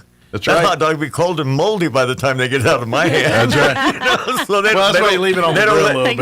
They don't let me serve hot dogs because nobody gets one. Yeah. No, because they all end up cremated because he gets distracted. It's not a burnt offering. Yeah, burnt offerings. My hot dog looks like charcoal. Every one of them. I don't know why, but and then, Mike, we also have the Southeastern New Mexico Festival going to come up on May 17th on the courthouse lawn. Yes. That's when our president has declared we're going to rededicate our country to God. So that'll be kind of an unofficial summer kickoff, too, I guess you could kind of say, for the gig here as well, yes, too. Sir. So that'll be our first gathering here. And we'll have live music, some water sports, some apple dunking and, and stuff like that, you know what I mean? So just a fun day for the family some to come good out, old just summer, spring festival type activities. And so kind of leading into the kickoff to summer, Memorial Day weekend kind of is that unofficial, and that'll be right before that, actually. Right, so, yes, sir.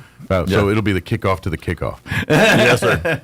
And we just would like to say we just want to invite everybody and for out there at the reason for the season, out there at the drive-through. Yeah.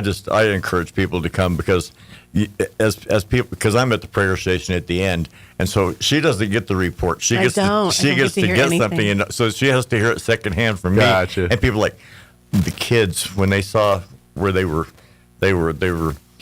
when Jesus was being convicted of, the kids just sit there and cry. Because, you know what I mean? Why are they doing that? Yeah. Why are they doing that to my Jesus? And stuff. And it's like, oh my God! And my feminine side comes out, and here we are. Yeah. So. And that's why we this the Easter story. We talk about the good. Because it's at the end. It's the to get to the highest of highs, you sometimes have to get to the lowest of lows to see it. Well, and that's really the message in the story sometimes too. Is regardless of how. I mean that is the message that he's resurrected. No matter what people do, what people say, trust in Jesus, and it's going to work out regardless. See what Jesus went through, and it turned out okay for Jesus. There's your proof in the pudding, right there. You know what I mean? That's the message. Well, and life is hard, but you stick with Jesus and you'll get through it. Yeah, our new edition, if they didn't see for Christmas, it brings you back to the highest of highs. Sure. The very last thing. Absolutely. Resurrection.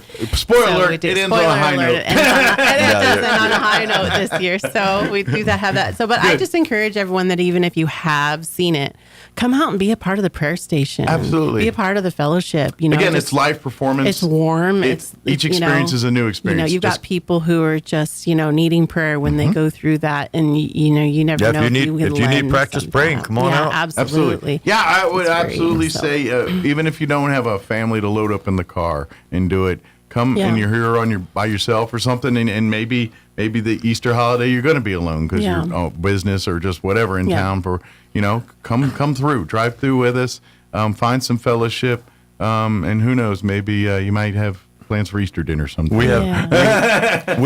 We have one lady that comes out, and she's a regular. Okay, and I mean really, really regular, because every night, like during the Christmas drive-through, she brings people. She'll bring one person out, go through the drive-through, and they'll leave, and then she'll show back up with two more people in the car. She's a recruiter. You know what I mean? She's a recruiter. She was great. I told her I was going to have to get her a little VIP badge because she had brought so many people through. And that's the best advertising. Yeah, at the end of the day, I mean, you could buy all the marketing ads in the radio, the newspaper, TV you want. But when there's people actively just grabbing people off the street, you need to see this. Yes. That sends a whole different kind of message. It's like a restaurant, It's you can advertise in the world, but at the end of the day, you just start cooking and people show up, and that's generally your best. Yeah, and that's my plea. Please, everyone, go on our ministries.com and get the flyers and put them on your Facebook. Spread the word. Spread the word to everybody. Come Monday and then invite your neighbors and friends to come Tuesday. Thank you. But and then, like we said, but definitely, if you can't wait, come to the book signing here on the 28th at 11. But if not, you can get your copy of the book any of the days, March 30th through there, or go online. But so however you want to do it, get do your it. Signed copy on the 28th. Get your copy. Well, and maybe if you catch it the right time, if she's not in the middle of doing 37 things out there, maybe you can come to the welcome station and sneak one in. But but we would love to have you come and enjoy the music, get the book, and put it in the Easter basket with your eggs and your candy and all that. Yes. And let the kids read it. make that. You know what? That could be a weekend. Well, I'm hoping it'll be a family tradition. Yes. That that the book will be read at Easter and at Christmas, and absolutely can be brought out as a tradition of telling the real story. Absolutely, and then of course, join us. I guess first up would be that May 17th kickoff here for the gig, and our first of our summer on the courthouse sessions here, and we'll as we get a little closer to that event, we'll come back into stuff like that, Mike. And we really appreciate you as always. You know what I mean? You have a great show. You know what I mean? You do such a great job. Anytime, this is what we do, and these are the kind of things that make our community, great. When we have these opportunities to, especially, because the gig is highly involved, and even with. Resources and stuff, homeless community things. People come to these events, and it's an opportunity for them to tap in, and for other folks to kind of help them with physical needs. Whether it's getting them off the streets, creating that foundation for them, and a lot of the times the gig is that catalyst. That catalyst, really carrot that was dangled to bring them in for that. Yeah. So we appreciate what you guys do on all that. Thank you, Mike, too. So and by the way, just saying.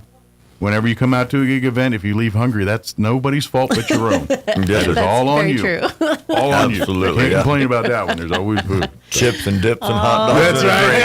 And whatever anybody brings, because people bring too. Absolutely. So, yeah. People bring your own napkin. Well, and I don't know. Yeah. There you go. Hey, there was a minute there where stores are like, hey, you bring your own bag, we want to charge you $1 for our bag. Right, exactly. Bring your own napkin. hot dog plate or hot dog napkin. But we'll cook them for you. There you go. For those, we've done that before, so I was like, you know what? Hot dog boats or whatever they get, bring your own boat. So whatever. And then again, beginning Monday is when the Easter Reason for the Season drive-through event kicks off. Monday the 30th. 7:30 to 9:30, and it continues through Good Friday, April 3rd. If you have any questions or anything, you can also go online to, this is where my eyeglasses, rrministries.com. And do some online from the comfort of your underwear and all that. If you exactly. Want to I don't want to picture that, but yes. Yeah. Don't share.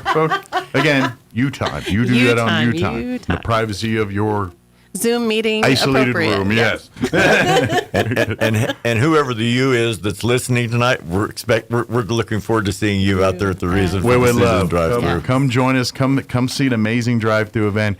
Come get some. If you got grandkids, pick up a few copies and pass them out as Easter gifts. Oh, and I forgot, the libro is also available in Espanol. También. All right. Is it out now or is it Mexico, coming out? On Amazon. Okay, so if you can get... It should be by next week. Okay, so be on the lookout for the book in Espanol as well, which, again... I don't care what your native tongue is. Buy both copies and teach them. We'll send them to. We're sending them to Guatemala. We're sending them to Argentina. Yeah. We're sending them out. We're going to be doing that in ministry. But I always tell people, have it available. Teach kids foreign language. Oh yeah, absolutely. At like 4 and 5. Yeah. Don't wait till high school. Yeah. By high school, it's you're lucky to get side by side, a third of it so sinking you can in. See, you do it when they're still learning the reading fundamentals, and you can hit them. Yeah. You're going to have a child that's probably fluent in both. And so the audio book should be available soon as well. I don't know if it will be on Amazon or on Audible, but the Kindle version is available already. Okay. And then we'll probably be trying to get the audio Spanish one as available. But I don't know whether or not I'll be reading that one. I'm good, but I don't know if I'm that good. Is your dialect perfect? Yes. Yeah, if you're gonna be, you gotta. That's where, I know words, but you're not catching me doing Spanish. I can read ads, it, but it won't be as pretty as. They would be like, "Why does that dumb white dude reading Spanish on that?" Hola, amigos. Yeah. See. Yeah.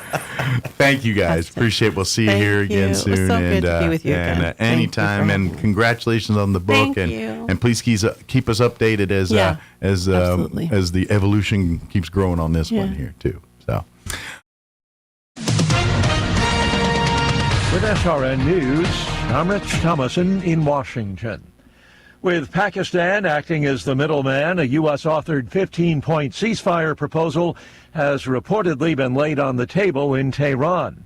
There are reports that Iran will allow non-hostile tankers to pass through the Straits of Hormuz, the U.S. purportedly preparing to send thousands of troops, including Army paratroopers, to the Middle East. President Trump says a lot has been accomplished in just 3 weeks of war. The Homeland Security funding standoff has yet to be resolved in the Senate. It means that TSA workers are still working without pay, and that has resulted in some very long lines at airports as TSA workers call out sick. Stocks are sharply higher on Wall Street. The Dow's up 328 points. The Nasdaq Composite Index ahead 272. More details, srnnews.com. Now, time for another Otis Advisory. The hamburger scented candle, as dumb as that was just the beginning. Now it's the all about me scented candle, the first candle that smells like you. Not a cheeseburger, you with a wick. Your spirit animal is distilled and captured in wax. The Me Too scented candle overfills your home, car, or office with the most important thing ever, you. There's no greater self-absorption than the joy of smelling yourself. It's like being at Burning Man and never going home. Your Me Too scented candle is so much like you, they'll wonder who's really drinking out of the milk carton. You or that stupid candle. If you're having a party, upgrade to Celebrity Stink, where your whole house smells like the Kardashians. It could happen when you order Celebrity Stink. Mama, is Daddy home yet? Not yet, honey. I just lit his Me Too scented candle. Now the whole family can be together, even when he's out raccooning around all night. Thanks, Mom. Can we get a dog candle too? Remember, your stink is your brand. Mail in those old socks while they're still moisture wicking. Our single malt analyzer will fish out the real you, infuse it in a deep learning wax, and personalize your Me Too candle to your changing moods. Here's your scent after the $4.95 buffet or after a stop and frisk in the supply closet. The future of stink is here, and it's you. That's the way we Otis. I'll see you at the Peace March. I'm meteorologist Steve Hamilton with your Pecos Valley weather. Pretty hot for the next couple of days. We'll be hovering right around 100 by later on today. Lots of sunshine. Big high pressure system still parked in place. Clear and low 50s for the overnight hours. Looks about the same for Thursday, near 100 and sunny. We have a cold front dropping in on Thursday night. No rain with that, but it really will cool us off on Friday. We're back down to 70 and sunny. I'm meteorologist Steve Hamilton, and that's your latest forecast. Tax time heroes assemble. Your refund has landed at Roswell Nissan. Van Man and the mighty J Squad are soaring high to knock down evil prices. Whether you're upgrading your ride, trading in for better, or grabbing your very first vehicle, our superhero team is here to crush bad financing and deliver your perfect Nissan match. Bring in your tax refund and Nissan will double it up to $4,000. Don't wait. See what superpowered savings you qualify for today. Up to $4,000. Click RoswellNissan.com or stop by Roswell Nissan and let our heroes turn your tax refund into your next set of keys. Roswell Nissan, 2111 West 2nd. Looking to start, continue, or complete your higher education journey? Join the more than 5,700 current Greyhounds on their journey to student success. Eastern New Mexico University offers the most affordable higher education degree in the Southwest, and New Mexico residents can go to school tuition-free with the New Mexico Opportunity Scholarship. With online or in-person degrees, ENMU is the right choice for you. For more information, visit enmu.edu. ENMU, student success, that's what we're about. Artesia General Hospital presents Seasonal Reminders for a Healthier Spring. With new growth all around us, spring is the perfect time to refresh your health. Start with the air you breathe. Replace home air filters and reduce allergens indoors. Step outside and move your body daily. Even a short walk can improve mood and heart health. Add colorful fruits and vegetables to your meals for natural energy and immune support. And don't put off preventive care. A simple checkup today can make a big difference tomorrow.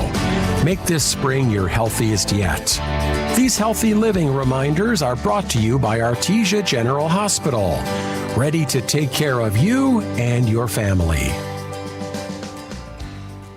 Central Valley Electric is continually learning and advancing technology that improves electric service, reliability, and safety, and in turn enhancing the quality of life for members that we serve in our local communities. CVE offers an account management program called Smart Hub that allows members to track their usage, set up convenient pay methods, and the ability to manage their energy use with smart technologies. A secure system such as Smart Hub is an easy tool to use. To sign up, visit cvecoop.org and click Smart Hub to get started. The madness is on all month long at Roswell Hyundai. That means huge savings across the lot and your chance to win big too. Join Roswell Hyundai Saturday, March 28th from noon to 3 for free nachos and drinks, a bounce castle for the kids, plus basketball fun with your chance to shoot for an exclusive discount. And someone will walk away with a $300 Visa gift card. Get 1 entry just for stopping by, 3 entries with a qualified test driver service, and 5 entries with a vehicle purchase. Drawing at 3 must be present to win.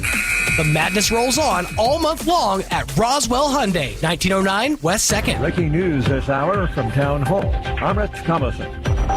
A U.S.-authored peace proposal has been forwarded to Iran. The details of this plan remain in question, but officials have told the Associated Press that Pakistan, which has been one of the countries trying to get a diplomatic route to the end of the conflict, has transited to Tehran. Pakistan, Egypt, and Turkey have been key in trying to negotiate a settlement to the war. Correspondent John Gambrell. Iran now says it will allow non-hostile ships to pass through the Strait of Hormuz, subject to its approval.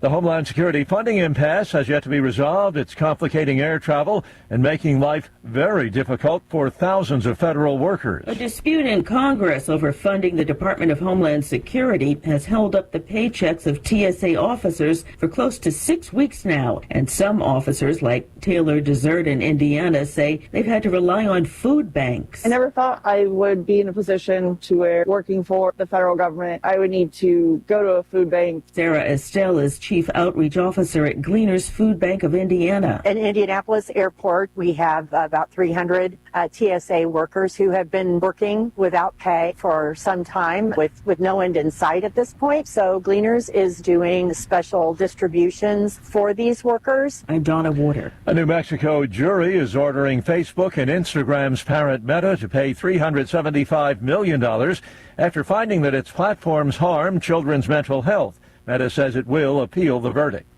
In fact, the annual Conservative Political Action Conference kicking off today in the Dallas suburb of Grapevine. Stocks are sharply higher on Wall Street as oil prices fall. The Dow is up 397 points. The Nasdaq Composite Index ahead 264. More on these stories, townhall.com. Everybody wants cheap airfare, but where do you find it? You call low-cost airlines. Their prices are direct from the airlines, and they're so low you can't find these fares published anywhere. They specialize in cheap flights, discount hotel rooms, cheap car rental rates, and great package deals anywhere around the world. Wherever you want to go, they can help you get there cheaply and with a best price guarantee. If you want the lowest prices on your airline tickets or other travel services, call now. That's right, call. That's the only way to get these rates. Experts are standing by 24/7 to get you the cheapest airfare and hotel rates available. So don't wait. Call right now for the lowest travel prices anywhere and for great last-minute travel deals too. Call 866-755-5300. That's 866-755-5300. Again, that's 866-755-5300. Call us right now. Denmark's Prime Minister Mette Frederiksen says she's ready for a third term, even though her Social Democrats won fewer votes in this week's election than at any time in more than 100 years. Neither side has required 90 seats to have a majority in Parliament, so it's not quite clear what form the next coalition government will take. There's a small party in the centre called the Moderates, and they have 14 seats. They are led by Lars Løkke Rasmussen. He's a former Prime Minister himself. He is now positioned with a lot of power to steer the course of what this next government might look like. The BBC's Adrian Murray. British police have arrested 2 men over an arson attack that destroyed 4 ambulances from a Jewish charity. They're treating the fire as an anti-Semitic hate crime. News and analysis at townhall.com. From the minors to the majors, a long-awaited umpiring change is finally set to debut when Big League Baseball's season gets going this week. Robot umpires are coming to the big leagues in 2026. The automated ball strike system will be introduced in the form of a challenge system in which the human umpire makes each call, which can be appealed to the computer. Robot umpires have been tested in the minor leagues since 2019, with recent testing done at AAA, MLB spring training, and at this summer's All-Star game in Atlanta. Success rates have hovered around 50% in the minors. I'm Gethin Coolbaugh. And the Major League Baseball season opens today on a limited basis. There is a single nighttime game. The New York Yankees will visit the San Francisco Giants. Tomorrow, the official start of the regular season. It brings a full slate of games, 14 in all.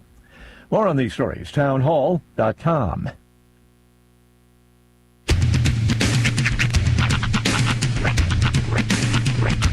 What in the wide, wide world of sports is going on here? I promise you, whatever scum did this, not one man in this force will rest for 1 minute until he's behind bars. Now let's grab a bite to eat. Yeah, come on. I feel the hot wind on my shoulder and the touch of a world that is older. I hit the switch and check the number. I leave it on and then I slumber. I hear the rhythm ringing through it. Flamenco guitar and cumbia music. I hear the talking of the DJ. The devil listen, what does he say? I'm on a Mexican radio. I'm on a Mexican radio. Broadcasting live from high atop the J.P. White Building in downtown Roswell, New Mexico. It's Mornings with Mike Winters on 106.5 Roswell's Talk FM. Is that what I sound like when I talk? Now, here's your host, Mike Winters.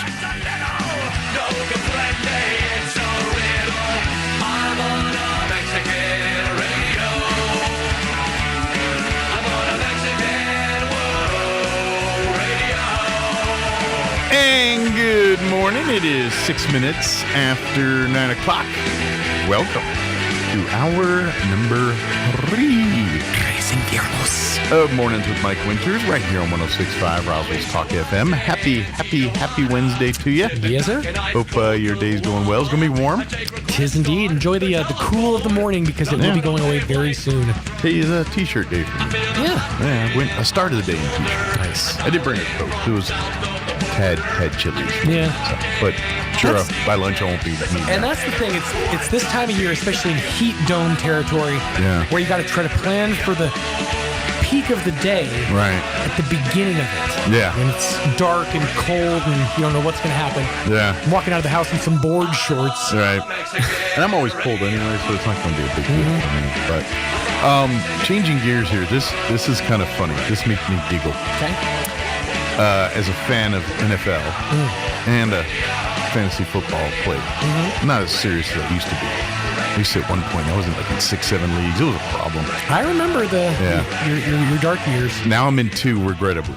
One because I get peer pressured into, and then one because I also get peer pressured into by the same person. There was a period in time when Mike actually owed $10,000 fantasy dollars. That's right. They were going to come and break his fantasy knees. I was in a meeting. You need help with some fantasy football? Did you ever blank for coach? Boo this man! Right. Anyway. Yeah. So yesterday, the Atlanta Falcons made a trade, and it's now going to make some fun, interesting fantasy football this year. Okay. People got to pay a little attention, or they might get duped. So, the Atlanta Falcons starting running back is named Bijan Robinson. Bijan Frise, got it. He is arguably top 3 running backs in the NFL. Certainly, fantasy, he's always usually top 3 pick backs chosen. In my fantasy, I'm top 3 too. Yeah, there you go. In my fantasy. But in fantasy, he's usually chosen pretty rapidly. Well, yesterday, they acquired who's I'm assuming going to be their second string running back. A one Brian Robinson. Oh. Brian Robinson was actually drafted by the Commanders a couple years ago. He was our starting running back until they traded him to the 49ers last year. And he was a backup in 49ers, and they didn't. So he signed with the Atlanta Falcons. Okay. So when one looks on fantasy football to select players, there's going to be two Atlanta Falcons with B. Robinson. That could be a bit of a hassle. One is going to be a very top fantasy. The other guy, not so much. Well, I think we'll figure it out pretty quick. Start making, when the trade window opens up, I'm pretty sure that Robinson will get traded out for Robinson. But that'll be interesting. Yeah. Yeah, I've been just laughing at ever since I saw that. I was like, Bijan B. Oh, I thought, this is going to be fun fantasy. So season. when I hope someone duped and gets the wrong Robinson. And I know it differs between the apps or leagues or whatever. Yeah. But you guys use Yahoo Fantasy, correct? Right. Now they show the picture next to the player, correct? And in rankings, they shouldn't be near each other, right? But if someone just does a search and types in B. Robinson, they might accidentally get the wrong Robinson. Yo, I got B. Robinson. Is it Bijan Robinson? Yeah. Oh, no. Yeah, he was on the waiver wire Robinson, not Bijan. Yeah, so, you pay attention. But I would just say Bijan, what he should do is just do something a little different in his photo. Like, throw up a peace sign or something. I think they should swap numbers. It's me, right? Do the twin magic thing. But... now, that being said, if Bijan gets hurt, then Brian will get very much more popular very quickly because he'll suddenly, I'm assuming he'll be the number 2 in Atlanta just based off their careers and stuff. He's probably their number 2. I don't know much about the career of Bijan Robinson. I'll tell you this. He sounds like an adorable puppy. He's a pretty good running back. All I keep thinking is a Bijan Frise. That's all I can think. Right. Bijan is a good running back. Brian Robinson is too. Actually, he came into the league drafted by Washington, and because Washington is what Washington is, he got shot in a carjacking during training camp and missed the first half of his rookie season because he was literally recovering from a gunshot wound while he was someone tried to take his Nissan Sentra or whatever he had at the time. And not Bijan's Nissan. But then he went on to be our starting running back for about a year and a half there, and then when we got a new coach and knew that he didn't fit the philosophy, so he was not as valuable in Washington anymore. So they basically traded him out to San Fran. So that being said, he's still a decent running back, but it's just going to be funny when people try to do B. Robinson. Well, let me just say, here's to you, Mr. Robinson. Jesus loves you more than I ever could. And if fantasy fans pay attention, Atlanta going to get confusing. Yeah. All right, we're going to talk American Legion business here this hour. We've got Jen and Lee from American Legion Post 61. We also have Orlando Padilla and Frenchie joining us from American Legion Post 28, talking about their Vietnam Veterans ceremony coming up here. And we'll get an update on other American Legion activities happen as well. Before we do that, though, let's go ahead and take a gander at your weather. And then, you know what, let's do this. Let's do weather, and then we got kind of a long break. So let's take that, a quick break, and then we'll talk American Legion on the other side. Don't go away. You're listening to Mornings with Mike Winters. I'm meteorologist Steve Hamilton with your Pecos Valley weather. Pretty hot for the next couple of days. We'll be hovering right around 100 by later on today. Lots of sunshine. Big high pressure system still parked in place. Clear and low 50s for the overnight hours. Looks about the same for Thursday, near 100 and sunny. We have a cold front dropping in on Thursday night. No rain with that, but it really will cool us off on Friday. We're back down to 70 and sunny. I'm meteorologist Steve Hamilton, and that's your latest forecast.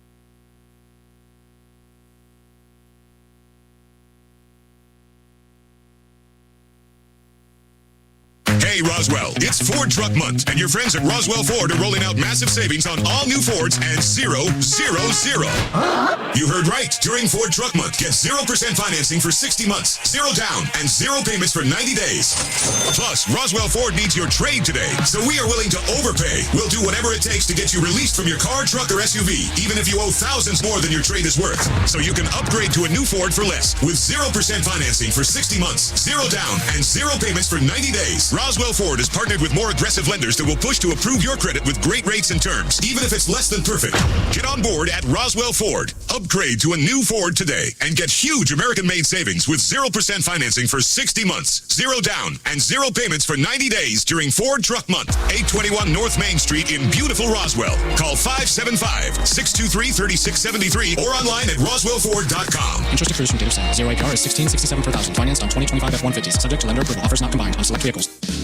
Jennifer here at Trustmark Roofing and Windows. And did you know that we get a bunch of service calls per year from people who didn't even hire us? That means they originally hired someone else to replace their roof, windows, or gutters. Then later, when a problem popped up, they tried to call their contractor back to help, only to find out that the contractor has ceased to exist. They're gone, done, out of state, out of business. At Trustmark Roofing and Windows, we have serviced southeastern New Mexico for 20 years. As a second-generation contractor, we have serviced our area through many major hail and windstorms. We have customers who are the kids of customers that we've serviced many years ago. We will be here when you need us, period. For roofing, gutters, or windows, visit trustmarkroofing.org or call Trustmark Roofing and Windows 575-755-ROOF. That's 575-755-7663. Trustmark Roofing, we put people first. Get a built-in look with a Whirlpool flush mount dishwasher that installs flush with the surrounding cabinets at Bush Appliance in Roswell. A third rack provides space for silverware and hard-to-fit utensils. Plus, this dishwasher meets ADA standards for acceptable design. Shop Whirlpool dishwashers today at Bush Appliance in Roswell. Who you gonna call? Bush Appliance. Stop by 111 West Country Club Road in Roswell or call 575-622-6390. Check out some of the spring bargains you'll find this week at your local Farmers Country Market. Select containers of Food Club Jumbo biscuits are 2 for $3, and cans of Hormel chili with or without beans are 2 for $4. In produce, juicy plums are $1.99 a pound, and 2-pound bags of Halos mandarins are just $2.99 each. In the meat department, family packs of choice beef bottom round roast are $5.99 a pound, and family packs of fryer thighs or drumsticks are only 97 cents a pound. These are just some of the spring bargains you'll find this week at your local Farmers Country Market. Start the year strong with a home that's comfortable, efficient, and easy on your energy bills. The Right Fit membership program. For as little as $15 per month or $199 a year, you can rest assured knowing your unit is ready with biannual HVAC maintenance, as well as reduced dispatch fees, even in the middle of the night. Plus, a 15% discount on all services provided by Fulkerson, as well as preferred scheduling. Be ready for the seasons ahead. Become a Right Fit member with Fulkerson today. Call 575-319-9984 to find out more. Fulkerson Plumbing and Heating. Proudly serving Roswell and surrounding area. Exciting news for Southeast New Mexico. The Advanced Heart and Vascular Center of New Mexico in Carlsbad, home to Dr. Amanda Ryan's trusted cardiology care for over 13 years, is now part of Current Clinic. That means world-class electrophysiology services right here in Southeast New Mexico. No more 3-hour drives to see a specialist. Current Clinic is bringing advanced, life-changing treatment for atrial fibrillation, AFib, and other heart rhythm disorders close to home. Early intervention for AFib can dramatically lower your risk of stroke, and our goal is to help our community understand just how important that is. You and your loved ones deserve comprehensive, cutting-edge heart care without leaving town. If you're experiencing an irregular heartbeat or AFib symptoms, expert care is now available locally. Visit currentclinic.com today to learn more and schedule your consultation. Current Clinic, easy access to comprehensive AFib care right here in Southeast New Mexico. Listen, were you forced into getting a solar contract and now you just don't want it anymore? Maybe the solar company misled you. Or is your solar contract buried with hidden fees? Are you not saving the amount of money you thought you would on your energy costs? Don't worry. At the Solar Exit Hotline, we can help you cancel your solar contract, even if the panels are already installed. Our experienced legal team will review your contract and help you cancel it, possibly saving you thousands of dollars. You got to call right now for complete details. So listen, if you're not happy with your solar contract for any reason, we are here to help you cancel it. Call the Solar Exit Hotline now for immediate options to help you exit your solar contract. This call is 100% free. 800-798-9512. 800-798-9512. 800-798-9512. That's 800-798-9512. A Greek-Canadian man invented the Hawaiian pizza. His name was Tex Colorado, and he's from Detroit. Here's Mike Winters. And good morning. It is 19 minutes after 9 o'clock, and joining us in the studio this morning from our American Legion Post 28 family here, we have Orlando Padilla and Frenchie joining us. Good morning, gentlemen. Good morning. And Good then, morning. And then we also have our Post 61 folks as well here, Commander Lee and Jen as well. Good morning, guys. Good morning. Hola. Good deal. We'll chat a little bit more with them here in just a few here. We kind of want to focus a little bit on an event we'd like to invite the community out to this Sunday. Post 28, American Legion Post 28. I don't know how many years now, as long as I can remember. You guys always have your Vietnam Veterans celebration. Yeah, I think around this time of year. 6-1. Yeah, about 6-1 here. And so this year's is coming up this Sunday here. Yes. And so give folks a little bit of background about the Vietnam Veterans Day and what you guys are going to be doing here on Sunday. Thank you, Mike. Buenos días para todos los buena gente en español. Good morning to everybody. Good morning. Hola. Hola a todos. I got that one. Anyway, we don't want to leave you guys out, especially you guys. Anyway, it's this coming Sunday, March 29th. It's going to be at 2 o'clock in the afternoon. We want to invite everybody to come out to American Legion Post 28. Yeah. It's at 1620 North Montana. Yes. And I know some of you all have been there before, but if you haven't, it'll be easy to find. Anyway, kind of right up the street from the Joy Center and all that. there along Montana. Yeah, right next to the Elks Lodge. Yeah. And our guest speaker is going to be Colonel Thomas State, Commandant from NIMI. Okay. So we're excited about that. Okay. We want to invite everybody to get out there. We got a lot of things going on for veterans, veterans' families, Vietnam veterans' families. We're going to recognize a lot of the KIA Vietnam veterans in Chaves County, 22 of them, and their families. I know we have Chaves County has a large contingent of that Vietnam veteran era of veterans in. We kind of, just the world we live in now. Unfortunately, there's not many World War II veterans left, not a whole lot of Korean War veterans left, and so our seniors now are Vietnam veterans. That's the same case with our Vietnam veterans. Mhm. Just getting older and There's less of them too. Yeah, you're absolutely correct. Yeah, that's what we've been talking about. That I don't know who's going to be handling in the years in the future. Who's going to be our representatives? Once we're in the Gulf War guys, I guess, are up next. There was kind of a lull between Vietnam and Gulf War there, And we want to recognize also those KIAs, the nurses, also, Sure. that passed in Well, Nam. and people don't. nurses there on the wall.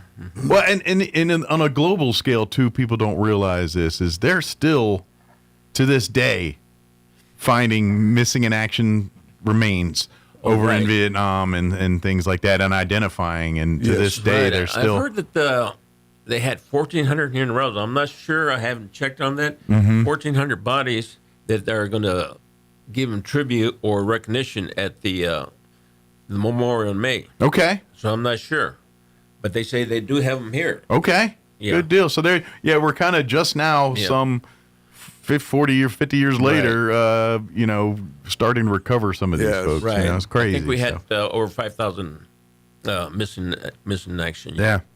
And obviously, and this is why, because of, I'm not trying to besmirch veterans and serve in different generations and things, but let's face it, our Vietnam veterans came home to a different world than our World War II vets did, and our Korean War vets did. And so I almost feel like we spend this time making good on what should have been done when they came home the first time. You know what I'm saying?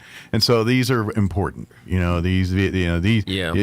guys, the Vietnam vets, are the guys that came home not with the heroes' welcomes, with the parades the or the fanfare. Yeah, and, it was an unpopular war, and it was taken out on the veterans, which Veterans are that's true, veterans. you know. They just get pointed where to fight and go fight. Like me and Orlando and some of the veterans in the program, it's been 65 years Mhm. since we left Vietnam, but we still feel the emotion, the non-recognition, Mhm. the way that our nation treated us at Sure. that time. You Absolutely. know? And we took off our uniforms because we didn't want to be recognized because I came back proud. Sure. I would be walking around in town with my uniform, come back home. Right. But it wasn't the idea. We had to take off our uniforms so Mhm. people wouldn't call us names or pick on us. And Absolutely. So that was really, really sad. Yeah, You know? exactly. Yeah. Exactly. That was really bad. Yeah, you know, the opposite. And now, finally, you can put that uniform on and people give it the courtesy it should have received. Right. Exactly. You know, We feel a little proud now that they're recognizing us and stuff. But Sure. still, we still have that. Well, scars. Sure. You know, they're going well, with it. and I would even offer this. Look at the Vietnam War and even look at war today and how it's evolved and changed even so much. I mean, the things that you guys experienced in Vietnam were things that no other people, you know, civilians were being used as weapons and things that were unheard of in war prior to that. But now you even look at what's going on in the Middle East and some of the stuff we're hearing up there, and it's this evolution of, you know, war is hell, but we're evolving to where it's gotten nastier, you know what I mean? And I feel like the Vietnam veteran was kind of the first to experience that. Has evolved to the point where there's less face-to-face combat. Sure, yeah, now it's all button more pushing. about push Yeah. the button and fire and button, forget. kill, yeah. So, I mean, Vietnam was really Afghanistan to some extent. Sure. But it was really the last brutal war Sure. that we were in. But I mean, you know, you guys were the enemy wasn't clear. Whereas, very much so. World War II, World War II, they're wearing a Very Japanese much so. uniform, they're wearing a German uniform. You know, well, something. that was the last time that Congress ever declared actual war. Yeah. So if you don't recognize it as a war, yeah, there's a lot less. Yeah, and Yeah. so During it was the Vietnam different. War, we had the Viet Cong or sympathizers working in the Sure. at the military bases. Absolutely. And Absolutely. being against Double us at agents. night. And, yeah, exactly. Yeah, Missile carriers and and their backs literally and they're stuff. strapping, you know, women and children and using them as missiles, Yeah, basically, I'll or never bombs. You know, understand that where you put missile bases under it was schools and, it was hospitals. I It just was don't literally get that. warfare, not by the rules. You know, Geneva Convention's out the window at this point. Mike, a lot of veterans still are alive today. Vietnam veterans are still alive today, and Vietnam era veterans, you know, which a lot of them, when I speak to them, Vietnam era veterans, and I know they don't want to be called that sometimes.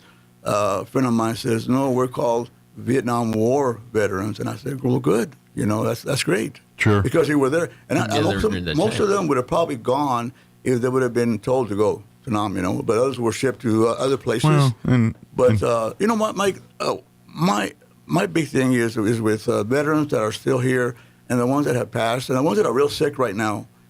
You know, Agent Orange has really taken its toll on us. You know.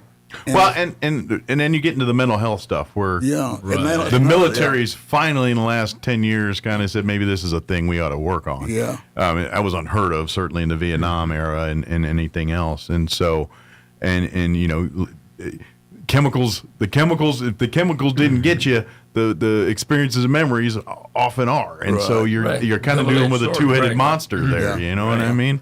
Well, and then we have 22 suicides a day, and the largest population of those suicides are Vietnam vets. Absolutely. And that's because of the stigma when they came back. Sure. So. Absolutely. And so we would love to invite everyone to come out, but certainly we'd love to see our Vietnam vets come and join us. Bring your families. Yes, you know, yeah.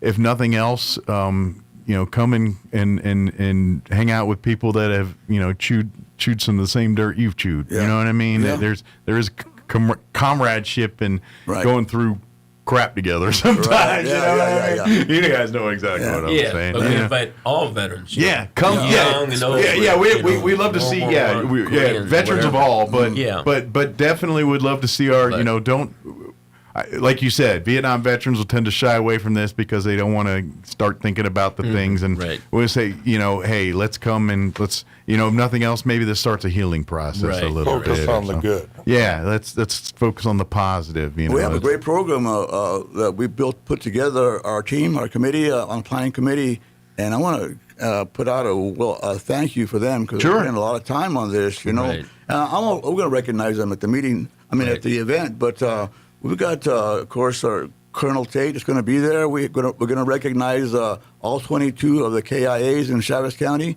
We're going to recognize one individual, one Vietnam veteran. Okay. We're going to work on that yearly. Okay. We're still around. All right. So kind of do a rotation each year and get to stay healthy. Vietnam vets. We got we've got a few years to fill. Are helping with all the. Yes. All the goodies. Good. There'll be snacks and refreshments and things for support folks. From Post 28, our commander, Rebecca Cobos, and she's on the committee too. So we did. I think we spent some time on it. I think we feel we have a good program for you all. So please come out there and have a good time with us. 2 p.m. this Sunday. 2 p.m. At again American Legion Post 28 facility there at Montana. If you want to GPS it, 1620 North Montana is the address. We want to thank you for your time and no problem. And you guys will be back Friday. We'll remind last minute reminder here before we go into the weekend. Okay. And but we would love to see folks come out, and of course, either post too. If you're interested in becoming a Legionnaire. Like I said, we got both posts in the room right now. So, come Sunday, talk if you want to join 28 here. And, of course, folks from 61, they've got ways to invite you to come meet them too here. We're going to have some tables there for if you want to recruit some, some for the post. All the veterans organizations, of course, are invited, Sure. Yeah, like you say, you have a lot of vets in the room. If you want to try to get your information in front of them, you kind of got to. You got a captive audience of veterans right there. So. Yeah, that's right. And I guarantee when you get that many veterans in a room, the stories are going to fly. Mm-hmm. That's just a given. Yeah. I don't care what happens. And and then, of course, if you get some that are going to hang out in the bar for a little longer, the stories will get a little more fun. But that's just... that's another thing. Another thing we planned, Mike, is also that after the event, we're going to, of course, have a little get-together there, refreshments and a cake. And then after that, then you can go into the bar and get something to eat, and socialize and that. Yeah. And we do have local organizations that are helping us donate some of the goodies and stuff. Great. So we want to thank them. Excellent. Very good. We do appreciate them. And again, please join us this Sunday, the 29th, at 2 p.m. at the American Legion Post 28 building, 1620 North Montana. Come join us for our Vietnam Veterans Day celebration. Like you said, our guest speaker will be Commandant at New Mexico Military Institute, Colonel Thomas Tate will be our main guest speaker here. But come, and we're going to be honoring a Vietnam veteran. We're going to be honoring those killed in action that called Chavez County home here in our Vietnam War veterans, and we're honoring all of our Vietnam veterans, regardless if you're from Roswell or not. We'd love to see you come bring your families and come join us for a day of celebration, a day of honor. Especially, if you're from out of town, please come. Absolutely. Or if you're in town, ropes and elbows. Mm-hmm. I'm just saying, there's usually, old people and good food usually show up in the same kind of deal in the room. I'm saying, you're bound to get some good stuff. How is things going with 61, Lee? You can give us an update there. I know we've been busy with a lot of stuff going on there. Yeah, mostly the building and stuff like that. We're working on that. We got a little pushback from the city. The city wants us to put in a drinking fountain, so we're trying to push back against that. But other than that, the city drug its heels long enough. We had to reapply for a demolition permit. So hopefully that gets put into place. I guess a garden hose doesn't count as a drinking fountain. No. Bottled water. Did when I was a kid. Very soon, we're supposed to have that permit reinstituted, and then Job Corps is going to come out and tear that existing building down. Okay. That's the big catalyst right now, is getting rid of the old building. Sure. So once that goes down, we finally got the two properties converged, so it's no longer 603 and 605, it's just 605. So that'll make it easier for water bills, yeah, utility bills, we've had to have getting mail and what have you. Not public service, what is it? Xcel Energy had to come out and remove all the power lines. Okay. Because Job Corps won't touch the building if there's existing power lines. Okay. So we get those cut back to the pole, and then it's safe to go in and demolish what's left. And then after that, well, Don's already been to the bank, and well, it looks like we already got the funding piece in line, but they won't pull the trigger until the permits get through, and then the final drawings get approved. But that'll happen pretty quick. So it'll be a complete renovation. Yeah, it'll be a new building brand altogether. new building. Yeah, Oh, wow. brand new building altogether. We're tearing down what's there and starting Ground from up. scratch. Yeah. Wow. Well, Could've we been found that it was cheaper. We looked at renovating the building that was there, and the cost exceeded that of building a new building. So Makes sense. It was an older building, too. It Yeah. was probably had, I'm going to guess, asbestos or something else like that going Well, on, too. we don't know Just about go. that, but Yeah. they had at least 3 fires that we know about. So Everything was a little crispy I'm inside. about to say, Just tear it down, start over. Little termites. The bones are good. They're burnt, but they're good. but and then next month we're moving into district season, so we'll be flying all over the state for district meetings. Well, I don't know, flying, that'd be easier. We're going to drive. Well, okay. I don't know. Someone got a lead foot?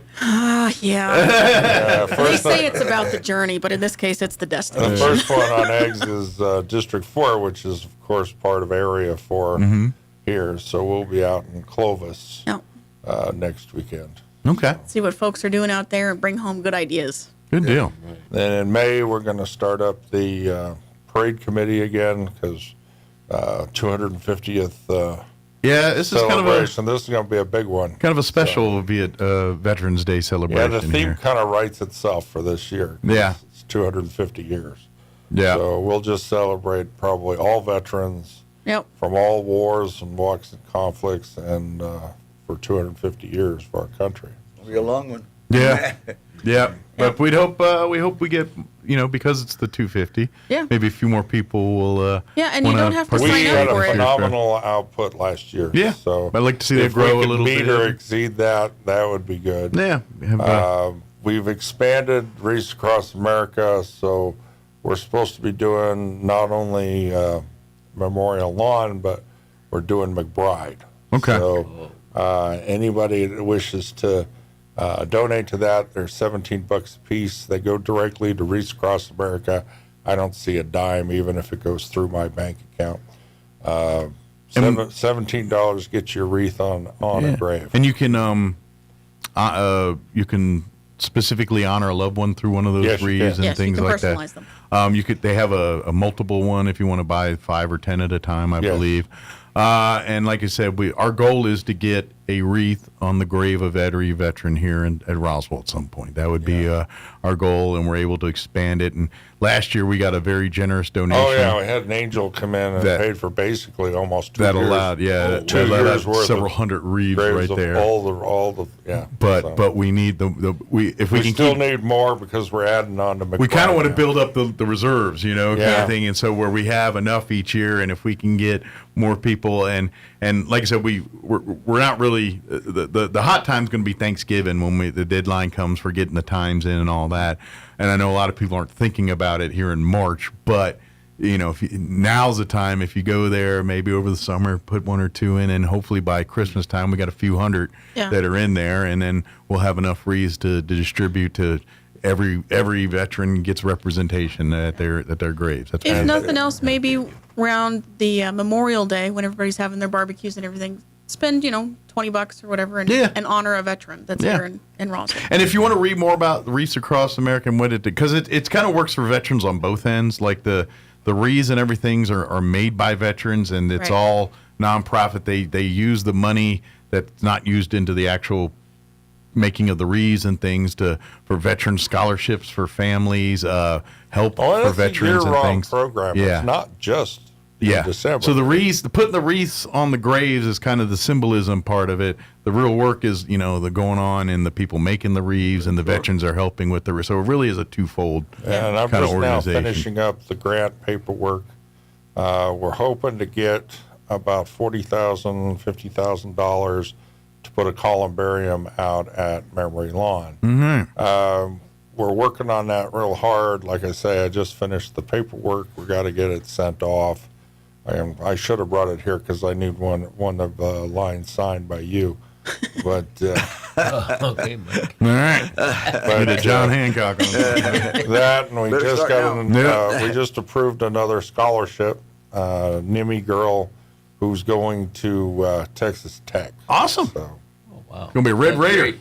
My father-in-law will be proud. Hey, Stephen, I want to ask you something. I know I've been asking around, but I can't get a real good answer. But you don't need the status or the update on the Huey that's supposed to be being placed on McBride? Oh, actually, I did hear something about The that. last I heard was a recently. couple months ago, and it was over at ENMUR getting Painted. and that's what I prepped and heard. worked on. Yeah. Yeah, the static display's coming up real soon. I just got through talking to somebody about it. It's Lizzie. She went to the. Oh, it was yesterday. Senior thing, yeah. Yeah, they talked about it at the senior circle. Yeah. The fact that was going to happen really soon. Yeah, so I think we're getting warm. I think they're about nice. I wonder, like, do they have like a Memorial Day, or is there I a think certain they day have- they got yeah, they wanna like be a done before dedication that. planned, or That's their goal, Memorial I'm Day? assuming there's going to be a dedication ceremony and a whole big to do about I it. wouldn't Yeah. quote me on that, but that I mean, anytime was, you put a Huey on a stick, that's kind of a big deal. Yeah. I've seen one. that was the assumption that I got. That's just kind of crazy, but That was the assumption I came away with, but I don't have factual information. well, on that. Tracy and I are pretty interested because we're both gunners in NOM, so Yeah. we love to be out there and see that. Yeah, that would be That's cool. pretty cool. Yeah. Yeah, my Apparently sister that's actually flew coming helicopters soon, too. so. Well, and I ain't gonna lie. When I think of Vietnam, like you think of that era, the Huey's like the most iconic Exactly. That's the iconic symbol of the Yeah. Vietnam era. Is the Huey. Yeah, we were trying to get that half track that was sitting in front of that supply thing. They Yeah. Army wanted surplus? like 50,000 for it, but it actually got sold You were for there. $2,000 1,000. or $1,000. Yeah. $1,000, and it just was gone one day. Yeah. So Yeah, between that and yeah. of course, they just put another Vietnam era symbol. Is they just did it in front of a Holloman Air Force Base. They put an F4 on a stick up there. there you go. Yeah. And that's Well, I mean, another Vietnam era. when we get the champion. building, we're going to put in for a static display, but I just don't know. I think if you go through proper channels, you don't get a lot of choice in the end. You get what's available. Well, Yeah. that makes sense. Because hopefully they're using most of what they have. Yeah, I don't know if we get a missile, we get a helicopter. Yeah, but an say, airplane, problem I is- don't know. We get something. We had a bomber base nearby. It's not like you can roll up a B-17 or a Yeah, B-52 and just stick it in the parking lot. Well, I think a B-52 would take up a little too much real estate. Yeah, probably.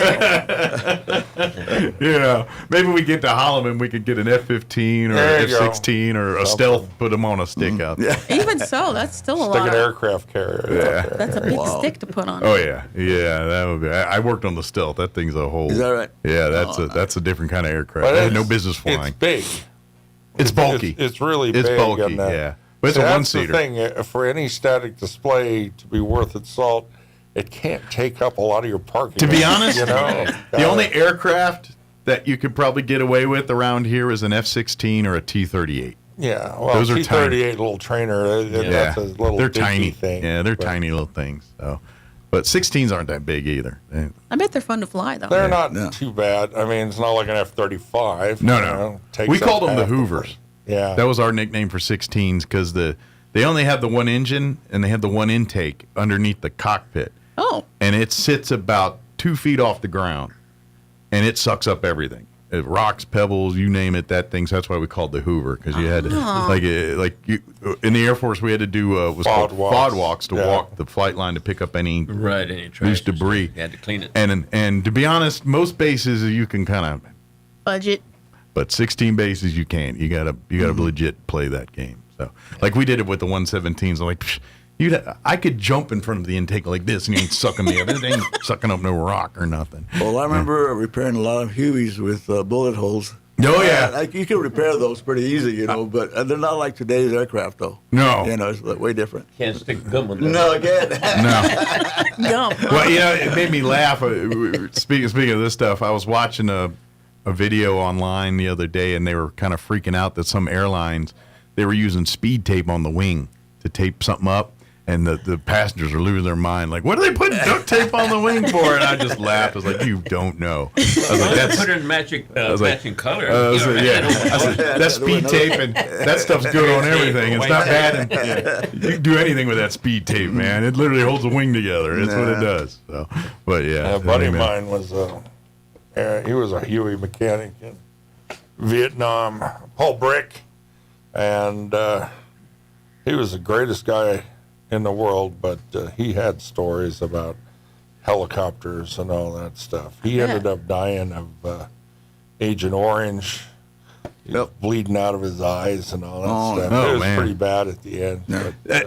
But I was a bomb loader. That was my job in the Air Force. I loaded bombs. But a sect of my career field was gunners. Like that was like an offshoot of my career field. Was most of those gunners were like C-130 gunners. They'd be on those special forces gunships. A lot of those. That was technically an offshoot of my career field. Like it was a branch that I could cross train over. That the ones that call Puff the Magic Dragon. Yeah. But no, I just stuck with 130. Yeah, I just stuck with the big 2,000 Puff the pound Magic Dragon. bombs. Yeah. Puff the Magic Dragon. Because every time they would go out and be in the at nighttime, and you just hear the hum of some black shadow. They're all painted black, and all of a sudden every tracer was, every 50th run of those tracers looked like they were just spitting fire. Yeah. Oh, okay, I gotcha. And they're Puff all the Magic Dragon. There you go. Gotcha. It's a big scene. They didn't have Game of Thrones references back then, so that was Puff the Magic Dragon. Well, now we got this mother of all bombs and daisy cutter. Oh yeah, Moab, all that stuff. But absolutely takes out the bunkers. I loaded some bunker busters on those when I think on we could Stealth have used those in 27s. Vietnam to get rid of all the tunnels. Yeah, those GBU-27s. Those things are no joke. They're fun to load. So the big the bunker buster busters. is that new or is that No. I did it in the '90s, so that was when I. Now they're way more advanced. Like back when I was loading them, most were laser guided, and they were just starting to get into satellite guided about the time I got out. So I think the majority of them are all satellite driven now, and Yeah, they're probably smarter than. although but laser guided, there's actually technically laser guided are more accurate. Really? But that also requires boots on the ground because you have to have a forward observer. To Not necessarily. Stealths, we painted our own targets. Oh, you did? Yeah, we matter of fact, with the 117, we put the laser code, whatever the bomb's laser code, we put it in to the jet, and the jet would paint its own laser. Oh, okay. And track it down. It would do. Matter of fact, if you wanted to get tricky, we could put the laser code on another jet. The one jet could drop it, and the other one would track it. Oh. We didn't do that, but we could if we wanted big to. investment. Yeah. But back then with Puff the Magic Dragon, it was just heat sensors, Yeah. And then they shot automatically. But now when you're talking, I can't see all this. And this high is tech. I can't understand. And to be honest, that was '90s technology. It's probably with satellite and all that. The big difference is now we have lasers. Yeah, the lasers, they were more accurate, but the problem is they cloud cover. They don't shoot through clouds, and where the JDAMs, the satellite driven, it don't matter nothing about clouds. Yeah, or any well, stuff. like It goes you got the microwave stuff now, and it cuts through anything. It doesn't matter. Yeah. I was thinking about we talk about the bunker, what do you call them, the bunker? The bunker busters? Yeah. Well, and now they were called tunnel rats. Yeah, right. There was some guy drew the short straw, right? Hand grenade in one hand, flashlight in the other. Yeah. Now they got a hunk of metal they can do, a hunk of concrete they can do that. But of course, we do want to invite folks. Thursday, first Thursday of the month is when the Legion meets at the Chamber of Commerce for now until we get that building for Post 61. We do have our craft Thursday nights with our Legionnaires. We're going to be doing that tomorrow. They're still doing the charity bears right now. Yes, we're going to start pillows first next. responders. And they're going to go on on to pillows. Yeah, basically what they're doing is they're crafting these bears that they give to first responders, and then when they roll up on domestic scenes or something, there's kids involved, they give them a bear or something to kind of distract them during they have toys and things to, kind of keep the kids occupied while the serious mess is going on there. Yeah. So we still need to get 4 or 5 guys together to get that American flag changed out. Oh, the garrison flag? Yeah, the I mean, garrison flag. flag takes 4 or 5 people to do it. Yeah. out at And every Milan. time we go out there, the wind's so high we can't do it. Well, it is the spring. Tis the season of wind. Maybe the summer. I have a brand new flag to put up, but I just don't have the personnel to do it right now. Yeah. So. Yeah, and it's not like the one you buy at Home Depot that you just Oh, whip up no, real quick. no, It takes a few people to get this one Is up. it what, 15 by 25 or something like that?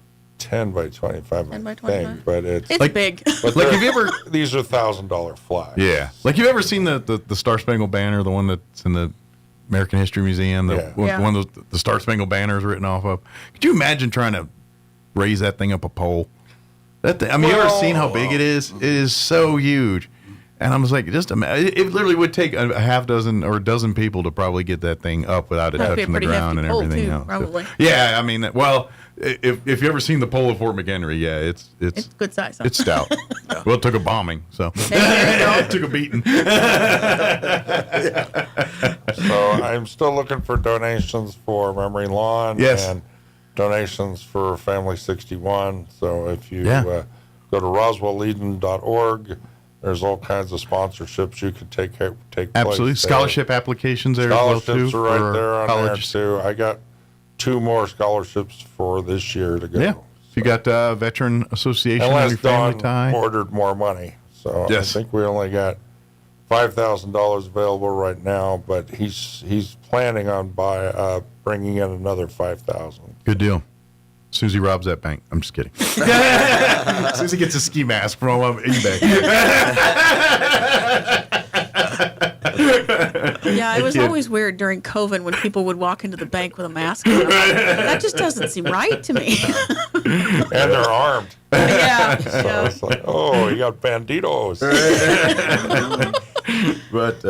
But yeah, we'd love to have you join us here on Thursdays for that. And like I said, I guess it'll be next Thursday. It'll be because that's the first of the month, I guess, huh? Next Thursday is April 1st. April 2nd is our meeting. Yes, it'll be April 2nd. Yeah, April 1st is next Wednesday. So, yeah, man, this month is shot by. Well, and then you with all your medicals. So Oh yeah, I'm popping in and out, man. Kind of shot everything to hell. Yeah, well, I'm not done. I got to see a heart doctor again next week and a kidney doctor week after that. Yeah, I can't even get in to see a Sucks getting old, man. Well, the alternative's worse though. So This is true. These are true. Yeah, I was I guess a spit roasted yesterday between the endoscope and colonoscopy. They got me. fun.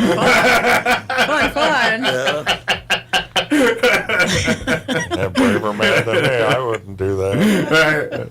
You got to do what you got to do. So. That's right. But again, visit the website, not to hear my colonoscopy stories. No, but to they're hear- not on there. Guarantee that. RoswellLegion.org to hear about that. And of course, we would love to invite everyone out this Sunday to American Legion Post 28 for our Vietnam Veterans Day celebration as we honor our Vietnam veterans. Bring your families out. Come on, come all. If you're Vietnam vets, we'd love to see you. Bring your families, all veterans, of course, but all people. Come join us. 2:00.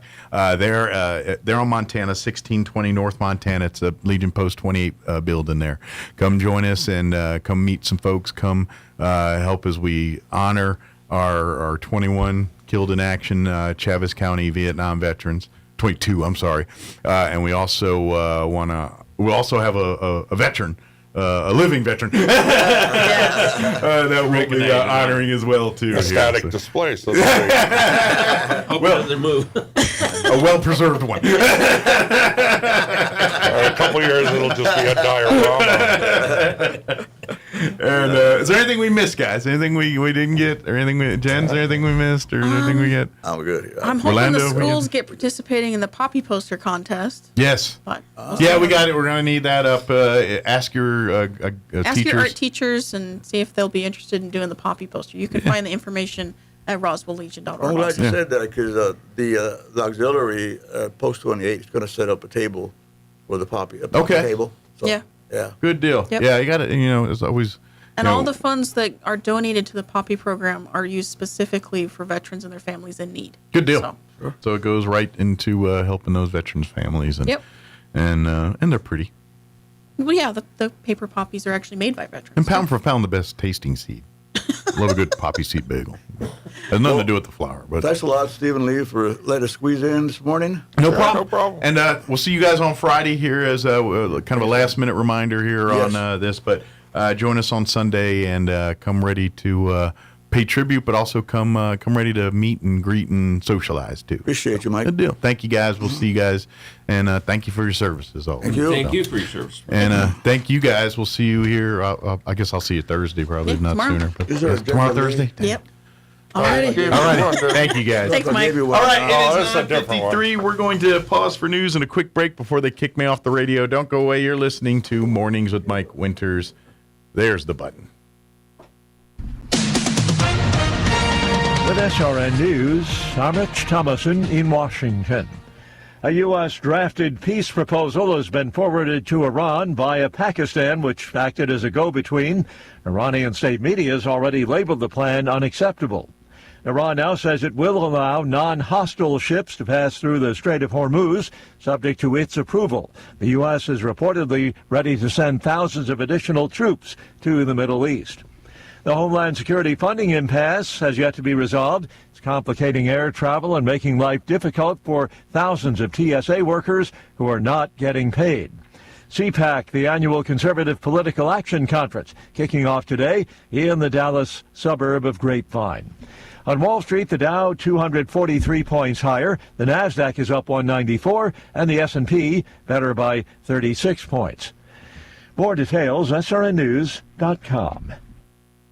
Your morning cup of Sean. This is the Sean Hannity Morning Minute. And the United States pays more than all those countries combined. And frankly, I don't even see I see no reason for America any longer to be a part of any globalist organization, WEF. I don't think we should be a part of the UN. Let China have it.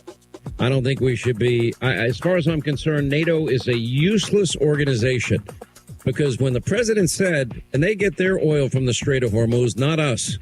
When the president suggested that they assist in securing the strait, they balked and they ducked and they hid, especially Keir Starmer and Macron and the leader of Spain. Absolutely nowhere to be found. It's a disgrace. The Conservative Underground meets later today on the Sean Hannity Show. All right, big news coming out on silver right now. The U.S. just added silver to the critical minerals list. Now, what does that mean? Now, this is an important list of minerals that are considered crucial for the U.S. security and economic viability in this country. So when you buy silver to help protect your savings and you think it's a good investment, you're also buying a critical mineral that's needed for the U.S. and its economy to survive. Now, that's why I want you to reach out to my partners at Goldco. They are the #1 gold and silver company in the country. They have over 8,000 five-star reviews, and they have the best gold and silver offer in the business. So don't put it off. Don't ignore the facts. Get their free 2026 gold and silver kit from Goldco while you can, and you get up to 10% in bonus gold or silver while supplies last. Call them now, 855-815-GOLD, or just visit HannityGold.com. That's 855-815-GOLD or HannityGold.com today.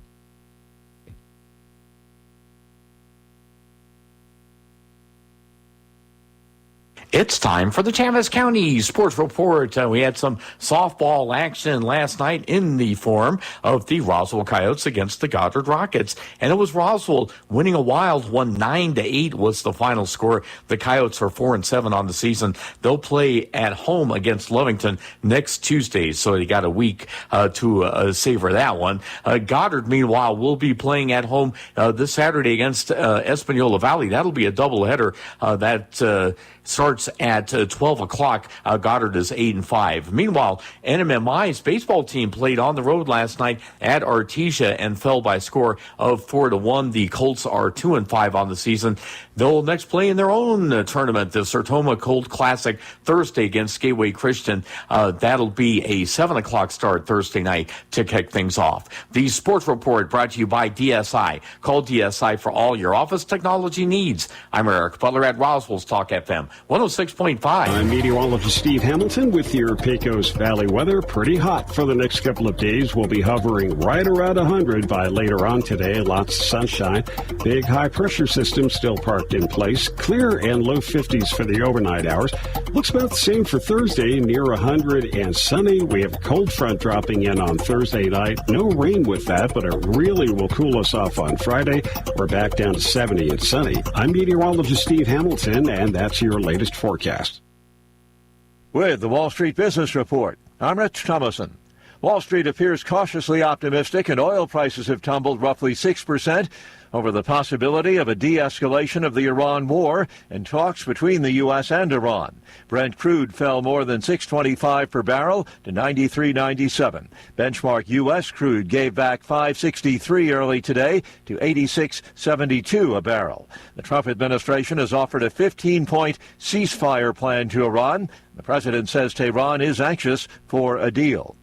Shares of Facebook parent Meta are rising after a New Mexico jury determined the company knowingly harmed children's mental health and concealed what it knew about child sexual exploitation on its social media platforms. Jurors ordered Meta to pay a $375 million penalty. It's less than one-fifth of what prosecutors sought. For the Wall Street Business Report, I'm Rich Thomason.